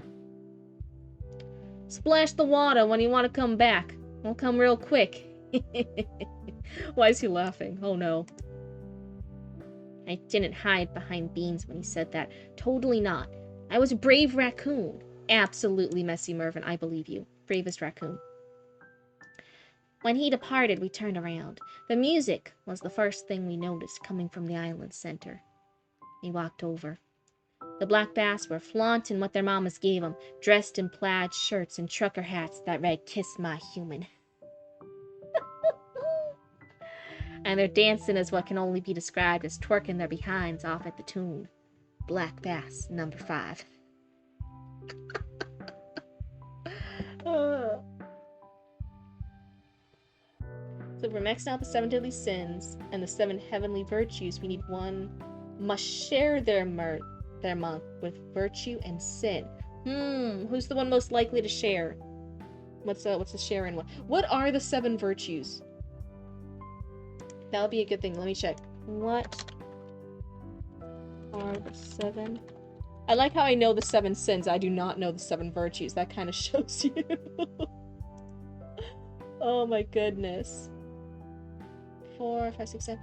Prudence, justice, fortitude, temperance, faith, hope, and then charity/love. Which one of those would share with somebody else? Let's see. No, prudence is the ability to make sound right judgments. Hold on, I'm gonna cough real quick. In my heart, I think wrath and justice would actually be really cool to have on the same month. Because I think of the idea of rightful fury, or righteous fury.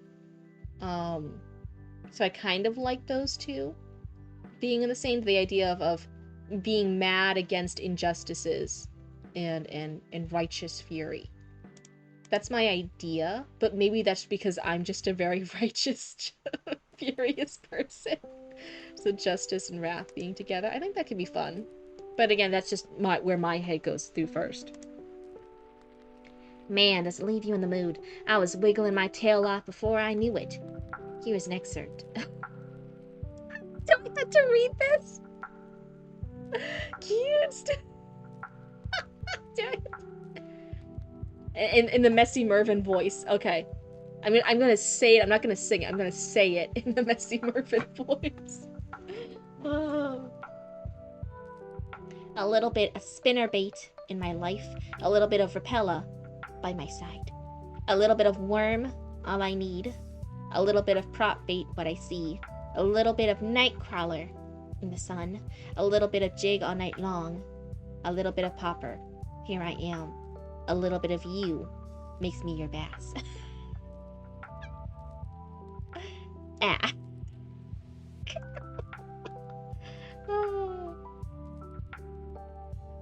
It's religious like Christianity. It's not about one virtue overpowered, it's opposing vice.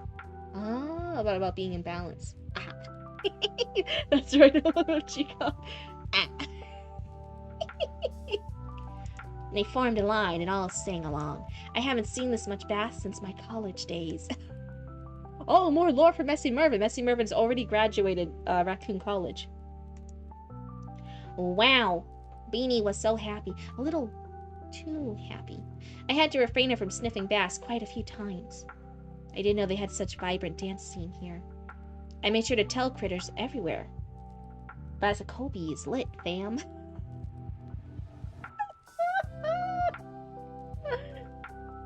There is something I omitted.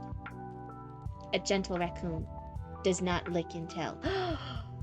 Messy Mervin, what were you getting into? See you in the next installment of Messy Mervin, where I'll interview the citizens of Lake Brazacobi. I'm too hungover on Dr. Stinkers to do it today. Messy Mervin reporting. Beanie says hi. Hey, look, it's Cryptid. Yeah, a little Too cryptid. Can you guys ever have enough of me? Am I not such an amazing, wonderful Blooba? Can you guys have too much Blooba? I pose a philosophical question here when I normally don't like philosophical questions too much. Can there be too much Blooba? Second part. Oh, okay. Everyone, now's the break. We did the first part. Now if we want to have any yapping, now's the time to yap, and then we'll do the second part. Excuse me. Thinking. You gotta think about it. Gotta think about it. Do you want the honest answer? You guys are all banned. You guys are all banned. I was obviously here fishing for compliments. I want compliments. Then people in my chat are making fun of me. Banned for being honest. You haven't said the honest answer yet. There can never be too much Blooba when you go face first to blue. Ah, yes, spoken like a true person who understands the appeal of boobs. Why are you blue? Why am I blue? Because I look good. Look at this. I look fucking amazing. What other color would I fucking be? Your laugh is infectious? Purple. No, wait, what? You guys would want me purple instead? Then you couldn't call me your Blooba. I would be your... purple boobs. No, it doesn't roll off the tongue. Light lavender? You guys just want to change me. You guys don't love me for who I really am. This is bullshit. Why are you blue? Oh, okay, it's a quote. Yeah. Got a blue girl on my team and she had no story and all the players loved her. Okay, no, Plurba does not work. That sounds weird. That sounds weird. Blooba is cute and funny and boob themed. Plurba sounds like you got something and now you need to take a prescribed dose of Plurba to not spread your infections to other people. Oh. Boobender? No, that just sounds like you're the avatar, but you missed out on one of the bending elements. Now you can just bend boobs. Kidding. Okay. You just OMG, Walter. You can't just ask her why she's blue. That's racist. You'd love to bend boobs. No, that sounds painful. Oh. At least you ain't sparkly, sucky vampire. Spectre, what? Come to me. A little bit of Mean Girls reference. Yeah, I definitely got it. That's why I even kind of said it in the voice, like, OMG. You can't just ask her why she's blue. Bethany. Come on. Speciest, not racist. You guys are colorist. You guys don't love my blueness. You guys don't appreciate the blue. I'm taking the blue away. Look, see, I'm going away. This is all you guys get. You guys just get my little hair. That's all you guys get. We're gonna start part 2 now. We'll see what Hewist. Okay, that was okay. I'm coming back in just briefly to say that's kind of fucking funny. Okay, now I'm going back. She's blue, da ba dee da boo da, do do do do do do do do do do do. Zoe! Banned. Sounds like a new recruit-based religion. Oh no. Hello, fellow critters. It is I. Oh wait, no. Hold on. Second part. Messy Mervin's vacation. Psst. Archie! Hey! Archie! No, this is a repeat from earlier. Okay, we're good. Hello, fellow critters. It is I, The most grandest, most spectacular investigative reporter at Raccoon 6 News, Messy Mervin, reporting. Today's report focuses on the critters themselves. Struggling through the Civil War, one must ask themselves. Did I already read this?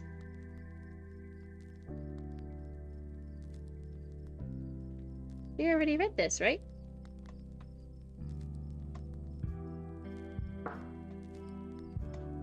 Oh, this is just a repeat.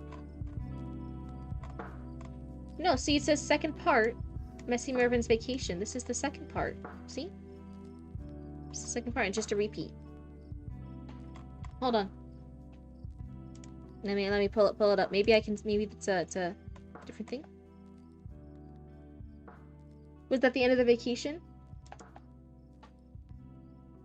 Then it looks like a Messy Mervin with Baby Raccoon. Hold on. There's a new thing.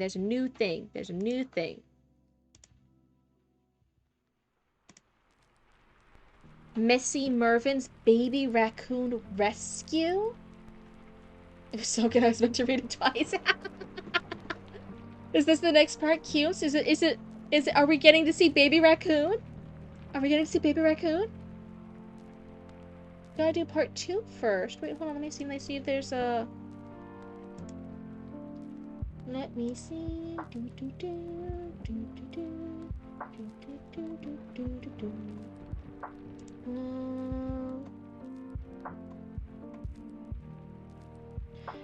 Cute, where did you post the links again?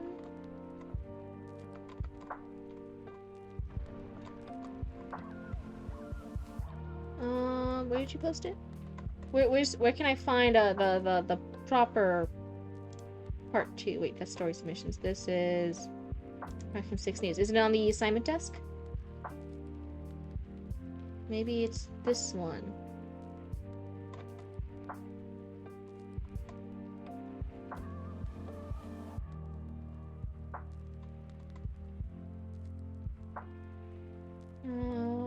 The excerpt.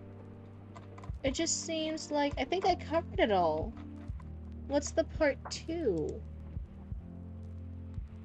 It's on the help desk. It's on the assignment desk. Okay, Messy Mervin's Vacation. Oh, please, mouse. Let's do that. Okay.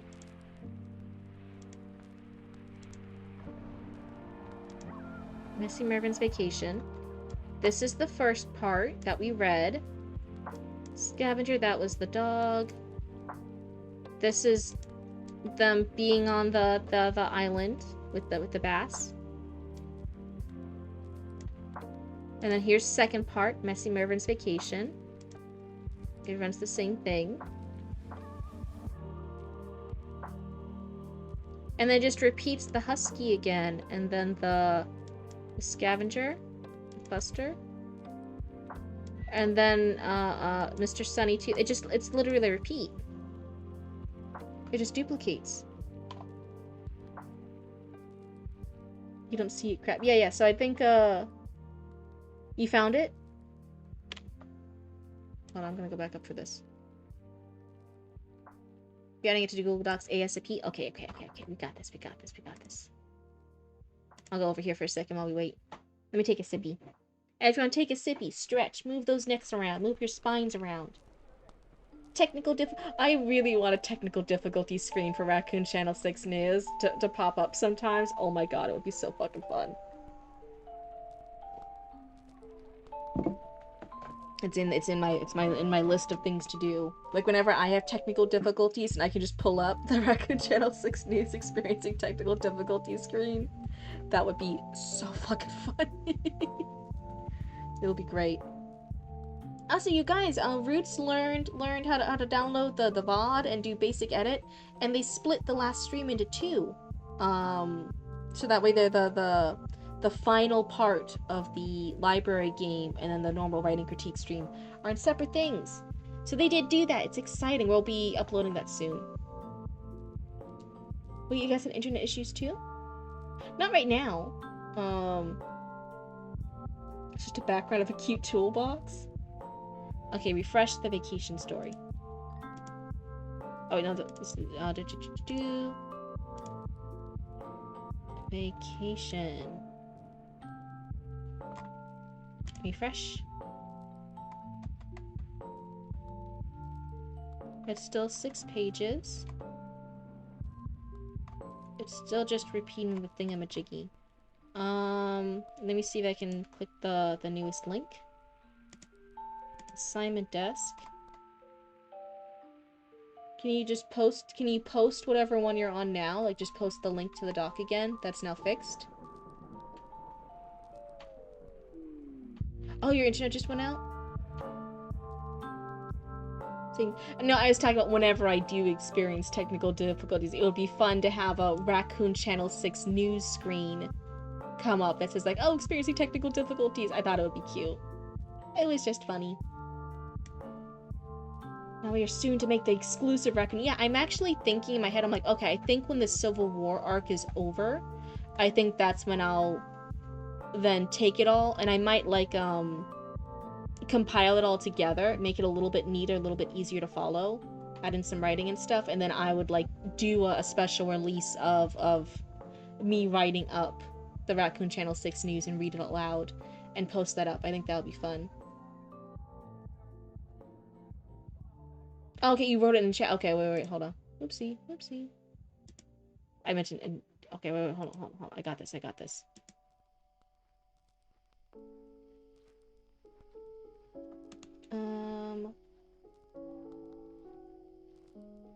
Copy link. Paste. Is this part 2? Does that look right?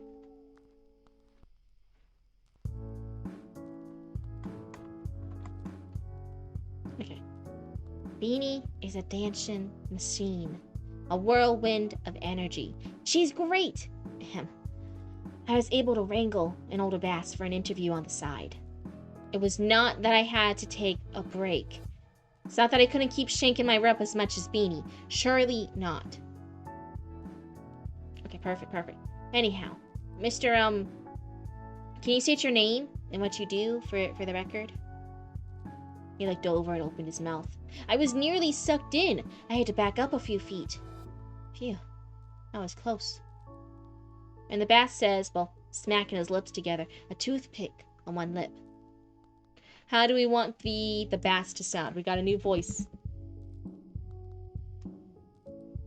Why do I have Reddit FNAF lore on my Google? Because I was a fucking loser who's way too obsessed with Five Nights at Freddy's lore.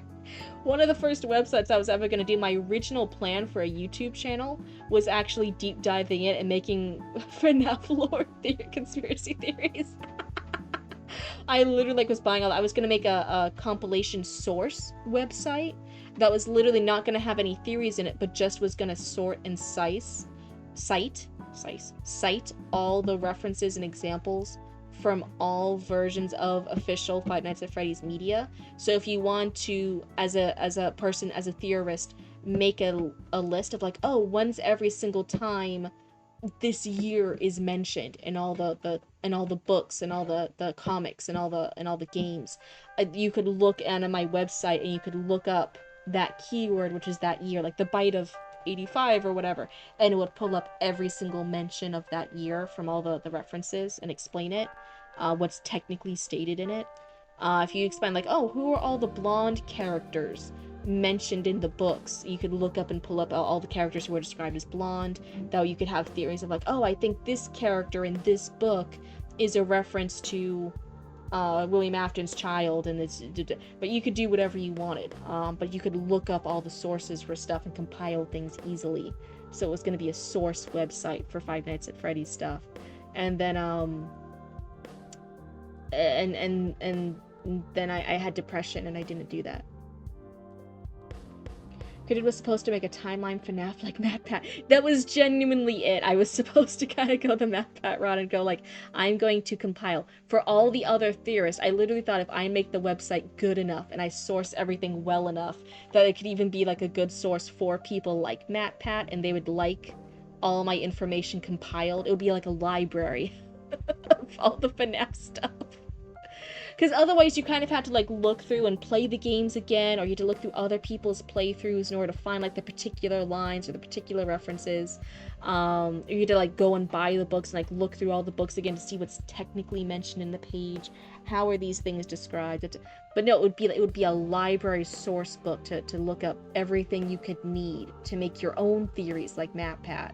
And I had the idea if it was good enough that maybe even someone like MatPat would use it to make their theory videos. I was so... I liked it because I could basically be OCD about it. I was just going to organize every single thing of the lore. It was going to be the ultimate organization thing. Oh my god. The Library of Cryptid Zandria. Five Nights at the Raccoons. Got any super cringy stories of cryptids about that? Absolutely they do. Abso-fucking-lutely they do. All the theories about the humans we don't see? Oh, 100%. 100%. Aw, my cool big sis. Nah, they 100% do. They have all the fucking lame stories on me. I am not... I'm so fucking lame. Oh my god. I literally would wake up in the middle of the night from, like, a deity that blessed my dreams with opening my third eye and understanding more Five Nights at Freddy's lore, and I would bolt awake, I'd wake up, and I would grab my phone. I wish you guys could see me, like, moving my arms to show this. Grab my phone, text them at, like, 4 a.m. I understand this, and this, and this. And I'd hit send, and I'd go the fuck back to sleep, go back to hunk shilling. And then poor Roots just wake up to like some random text delivered at like 4 a.m. being like, what? What? You guys have a secret Discord sharing all Blue Book... No, please no, please no, please no. I don't like being perceived. Yes, literally that emote. That was us. That was crazy.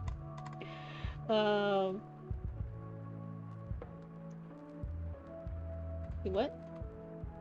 Why remnants that are half asleep, half sentences? It was... Wait, what accident?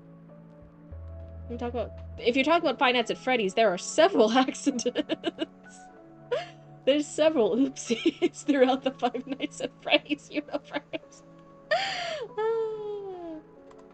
What was I saying? Anyway, did we come up with the voice? Did anyone have a... Everyone say now. We have a new character. Get this bass.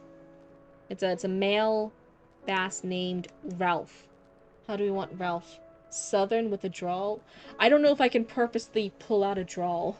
Oh, you're saying squeaky? Squeaky? This Ralph is gonna have squeaky voice? You're saying deep and southern? Oh, nope, everyone's converting to southern. Fuck, okay, we go from New Jersey to southern. How do you say southern? Toothpick on one lip. Way I reckon. Takes a short pause. Ralph. Ralph's the name. Smacking his lips more.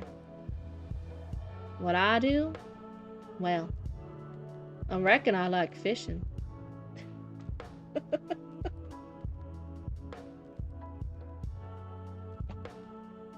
Just don't use one corner of your mouth? Man, no, that's not accurate for all southern accents. Oh my god. Let's be ready in your... Is that the minus 67? I reckon I like fishing. I was shocked. He noticed and said, "What? You never seen a fisher person before?" I was going to object, but well, he's not wrong. I have seen persons fishings before. Logic holds. You're right, Ralph, you're right. Tell me about the folks here in the greater Lake Brazacobi area. He smacks his lips again. Well, I suppose we're all hard-working aquatic folk round these here parts. We works hard, play harder. Between us and the catfish and the frogs, we have a lot of folk that love to party. This is not a good southern accent. I'm so sorry. Duly noted, duly noted. And what do you think about the Civil War going on? Ralph says, playing with his toothpick in his mouth. Well, the way I sees it, Archie hasn't done much for us since we awoke. It's just for those city critters. What have they done for us way out here? Nothing.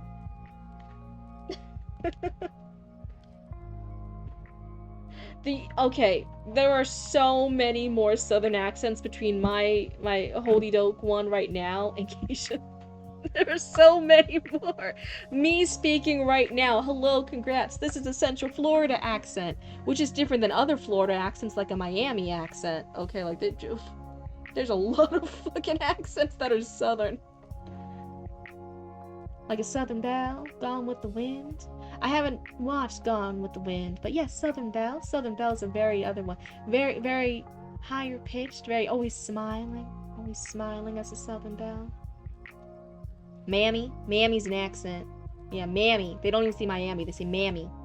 And then you have more Georgia. Georgia has different accents compared to Florida. Like in not in Florida, but in Georgia, that's when you start getting people who don't say ambulance, they say ambulance. Hello, and welcome on in, Raiders. Hello. Welcome, Raiders. Oh, I sound like you're friendly. Are yours more Southern Belle type? Right, Southern Belle. Hello, welcome on in. Welcome. This is my Southern Belle accent. Hello. It's so good to see y'all and bless your hearts. Hello, and welcome on in. Did I accidentally call someone... Is it doing a Miami accent? A what? Yeah, hi, it's so good to see you. Welcome. Anyway, we were on a tangent with accents. As that we're on Raccoon Channel 6 News right now. Welcome in Raiders. But anyway, every time we come across a new character, I let you guys in chat name a description, like describe how you want the new character to sound. And I sometimes poorly do my very best to listen to your guys' feedback and do that kind of voice. Some people have said sexy voices before, some people have said southern, some people have said New Jersey accent, some people have said fast, some people have said nerdy or nasally. So you're here some different voices here. And whenever I come across a new accent or a new character, I let you guys kind of have a vote into what it is.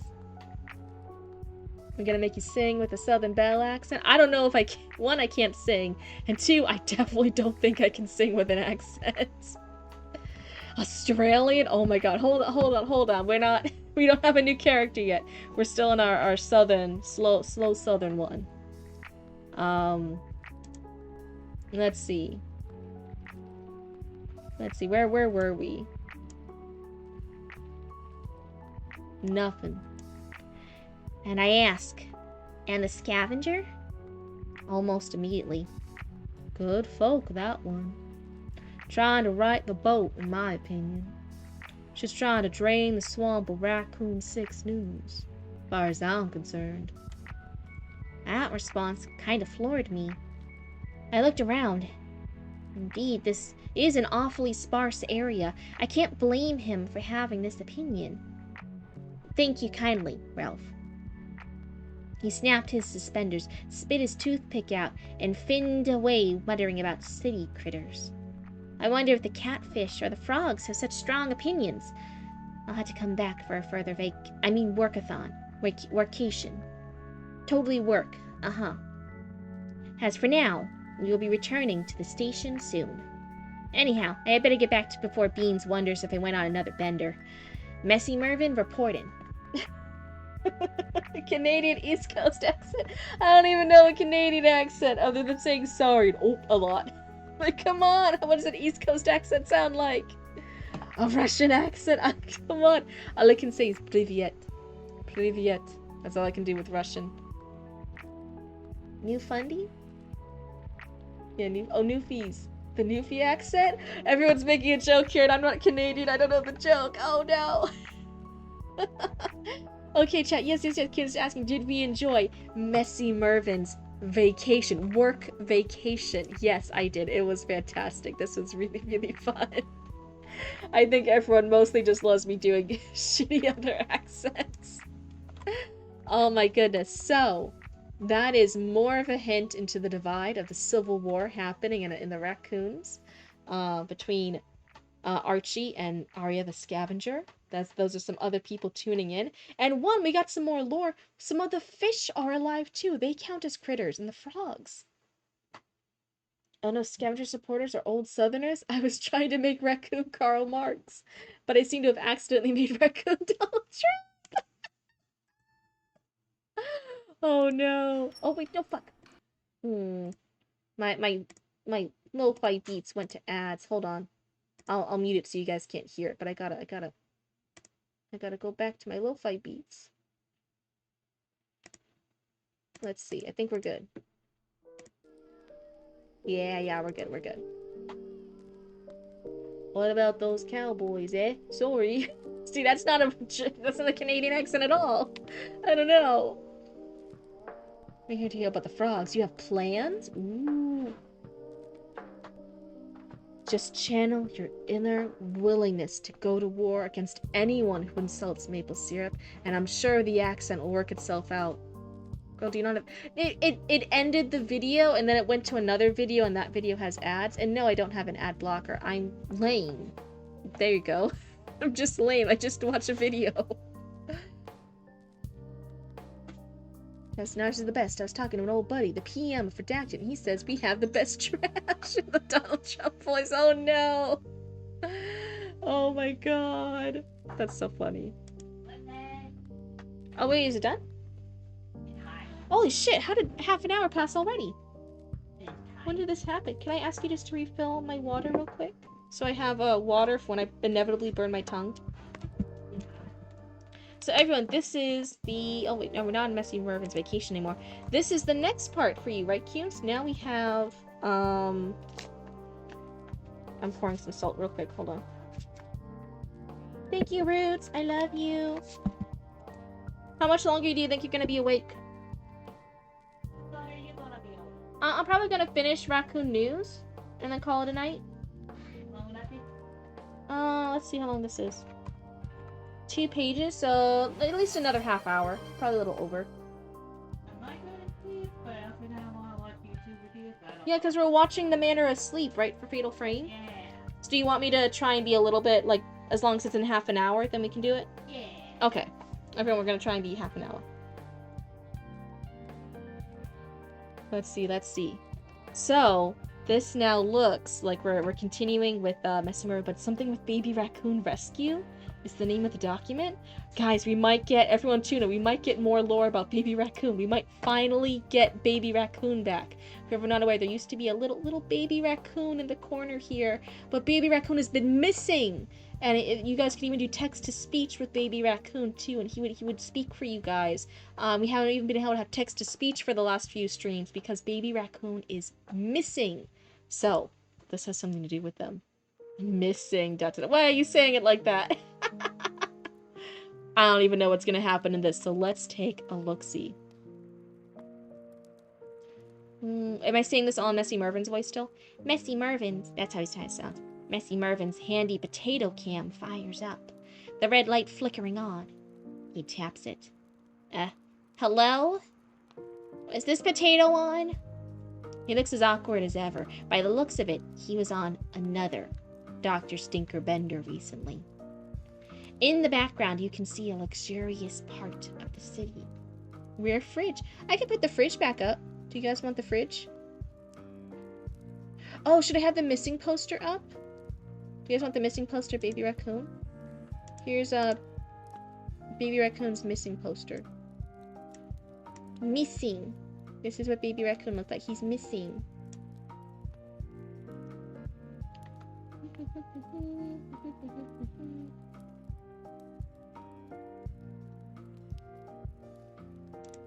Fridge. Their fridge. It's my fridge now. These beautiful critters, much like I do, many of them on the... Oh no! Oh no! Let me take a sippy.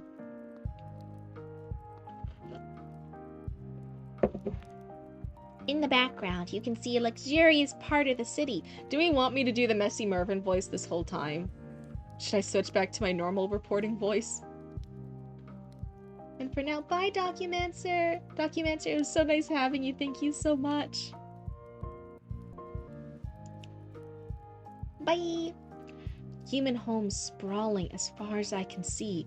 Grass everywhere. It's Messy Mervin on camera, not Archie, so yes, Mervin. Okay. Okay, back to the Messy Mervin voice. In the background, you can see a luxurious part of the city. Human homes sprawling as far as I can see. Grass everywhere. See Mervin, okay. This is messy. Excuse me. Mervin reporting. I have good news and bad news for everyone out there in the greater Cryptro City. Cryptro area. Is that like the tri-state area? Cryptro area.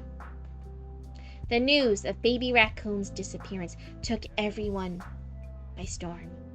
Everyone's been searching for the little kid high and low. Borrowing from the somewhat recent news of my Dr. Smeller incident, I crashed in on the opportunity. I went undercover as the lowest of low, the worst of the worst, the most foul of the foulest ever. Critter men and critter ladies, also non-binary critters, you may want to brace yourselves. I posed as a seedy Dr. Smeller enjoyer. I almost garbaged in my mouth just now just saying it.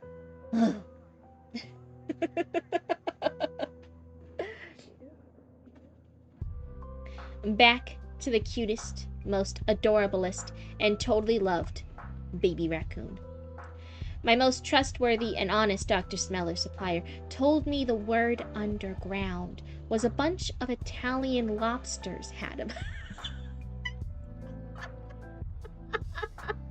Instead of Italian mobsters, they're Italian lobsters? Oh my god. A bunch of Italian lobsters had him. Kidnapped, trapped, and forced to eat normal pizza with no pineapple on it. Can you imagine the travesty? I could not stand this. I rounded up my team and we went to save him. Lobster mobsters. Off screen, you hear a worried bark. Fuck, that was my accent coming through. Off screen, you hear a worried bark. Mervin listens. Okay. I'll tell him, he says. He has multiple Dr. Smeller suppliers. Starting to think this guy ain't who he says. He's undercover! With the help of my cute and adorable good girlfriend. There. Or is that better? You hear tail thumping noises. Mervin wipes his brow. We began our tracking at the local fishing docks. After many stick distractions and belly rubs, we managed to finally catch a whiff of the cute kit. Guys, they caught the scent of baby raccoon. Holy shit. My girlfriend took off barking and yapping down the dark, and at first I thought we had the wrong address. There was a pizza on top of the roof. I thought that's what got her excited. But then I saw it. Pineapples on the pizza. Baby raccoon managed to send up the help signal somehow. Good work, Beanie. Loud thumping noises are heard behind the camera. We peeked behind the shack, and we saw him tied up to a tree, watching lobsters with thick Jersey accents trying to brainwash baby raccoon into thinking Italian meatball pizza is superior to pineapple pizza. Beanie couldn't wait any longer. She growled and charged in, shaking the first lobster like a squeaky toy. I came in with my super awesome mail order black belt moves. In Raccoon-do, I kicked the first lobster in the stock. Raccoon-do. His pincher almost got me, but jump spin kicked him in the stock again. but the third snuck up behind me when Baby Raccoon's tail tripped the lobster mobster, sending him crashing into the tree, snipping Baby Raccoon's rope, freeing Baby Raccoon. You guys, they really did find Baby Raccoon. Baby Raccoon's free now. Oh my god, can you guys believe it? It's been so long without any news updates on Baby Raccoon. We're finally, this might be it. Knocking out the lobster mobster I was currently fighting, I turned my attention to the last lobster mobster. Back to back with Baby Raccoon, like brother in arms and tails. We hit and kicked the rest until none was left standing. You hear growling off screen. Okay, fine, Beanie, Mervin sighs. That didn't really happen. His ears drooped down. Beanie did all the work while I freed Baby Raccoon. Fleeing the scene on Beanie's back, we heard the lobsters were happy. Their mistress is going to be so furious. Maybe she will step on them for this? I looked at Baby Raccoon. He looked at me. I covered his ears instinctively and covered his eyes. We later learned from the cute kit that they were the clawmen of some mistress. He heard them talk about their plans on pinning it on Archie, his favorite raccoon. She gave him a fridge once. Archie is wonderful, so he says. I patted him on his head. He smiled. Oh wait, fuck, do I have to come up with Baby Raccoon's voice? Oh no, wait. Oh.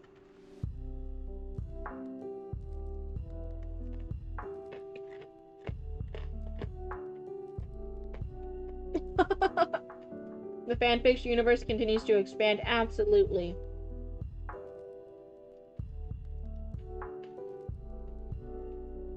Okay guys, do you guys actually want Baby Raccoon to have like a cute little Baby Raccoon voice? Or are you guys used to the text-to-speech voice where it's a really deep manly voice for such a baby raccoon? What are we feeling? What's the vibe? Cutes, let me know. What are we going for? Huh.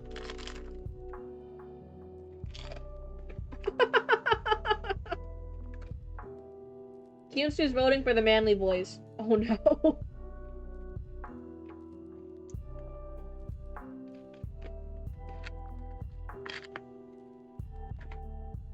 I'm not hearing anyone say different. Oh, fuck. Yeah, the little AI manly voice. The manliest baby in existence. Manly voice, it's funnier that way. Oh, fuck. Okay, let me take a sippy.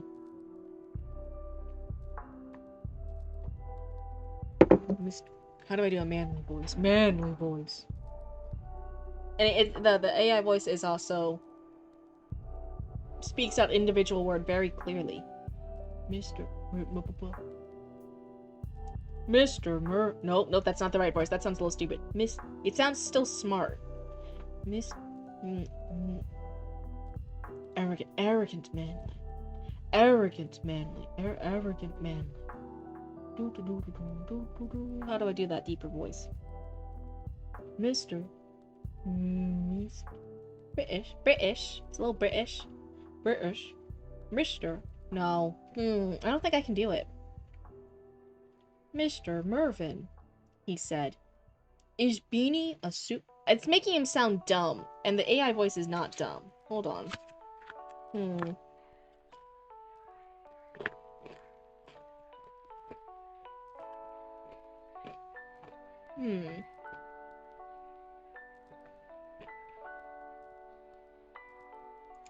Maybe I should just do Messy Mervin's voice. Like Messy Mervin's is telling this. Because it's not in quotes. I think I can just do Messy Mervin's voice. Time to flex those stomach muscles and growl. Wait. Is that how it works? Is that how that works? Good night, Trickster. Have a wonderful night. Thank you so much for hanging out with us. Do you do like deep stomach muscles to do a growl? I thought like a lot of noises and stuff. It's like in the upper or the back of your throat and stuff. Like when I think of a growl, it's like it's like in your back of your throat. It's in your stomach? Are you guys growling from your stomach? Have I been making noises fucking wrong my entire life? Oh. Forcing the air out, essentially. Fast talking Brit. Fast talking Brit. British. Fast talking Brit. Your vocal fry? Oh, vocal fry. I don't know, I think since I'm stuck on it, I think I'm just gonna do Messy Mervin's voice. Messy Mervin. Mr. Mervin, he said. Is Beanie a superhero? Yes. Yes, she is. We hugged and made our way back to the studio, where he told us everything. How they tricked him into the back of a crab trap with pineapple pizza slices. How he had one hid for an emergency. How he never gave up. He had faith. Cryptid would come and save him. He drew us pictures of the lobsters and even their names. And that's when Archie comes out on the studio floor, carrying the adorable Kit himself, waving to the audience and critters everywhere. Archie says, "Everyone, welcome Baby Raccoon on set. As you can see, safe and sound. A little skinny though. He didn't give in to those Italian meatball pizza fanatics. He is currently Is this part still Archie?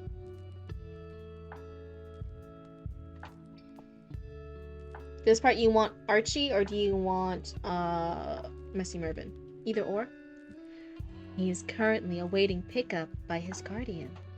We have mobilized Possum Team 6-7. God damn it. They are currently on the hunt for those crusty crustaceans, whose names we have finally deciphered from the drawings are Lobster Mobsters, Skinny Pinch, White Water Jr., Salt Good Lobster, and Taco Salada. Any information on the whereabouts of any or all of these Italian mobster lobsters or their mistress, please call 6677-6767. Possums are standing by to receive our tin can call. Let's round up these spineless no-goods up. Take it away, next reporter.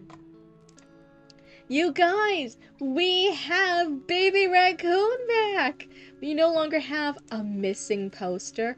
You guys, are you guys fucking ready for this? We have... Let me see if I can pull it up. We have Baby Raccoon!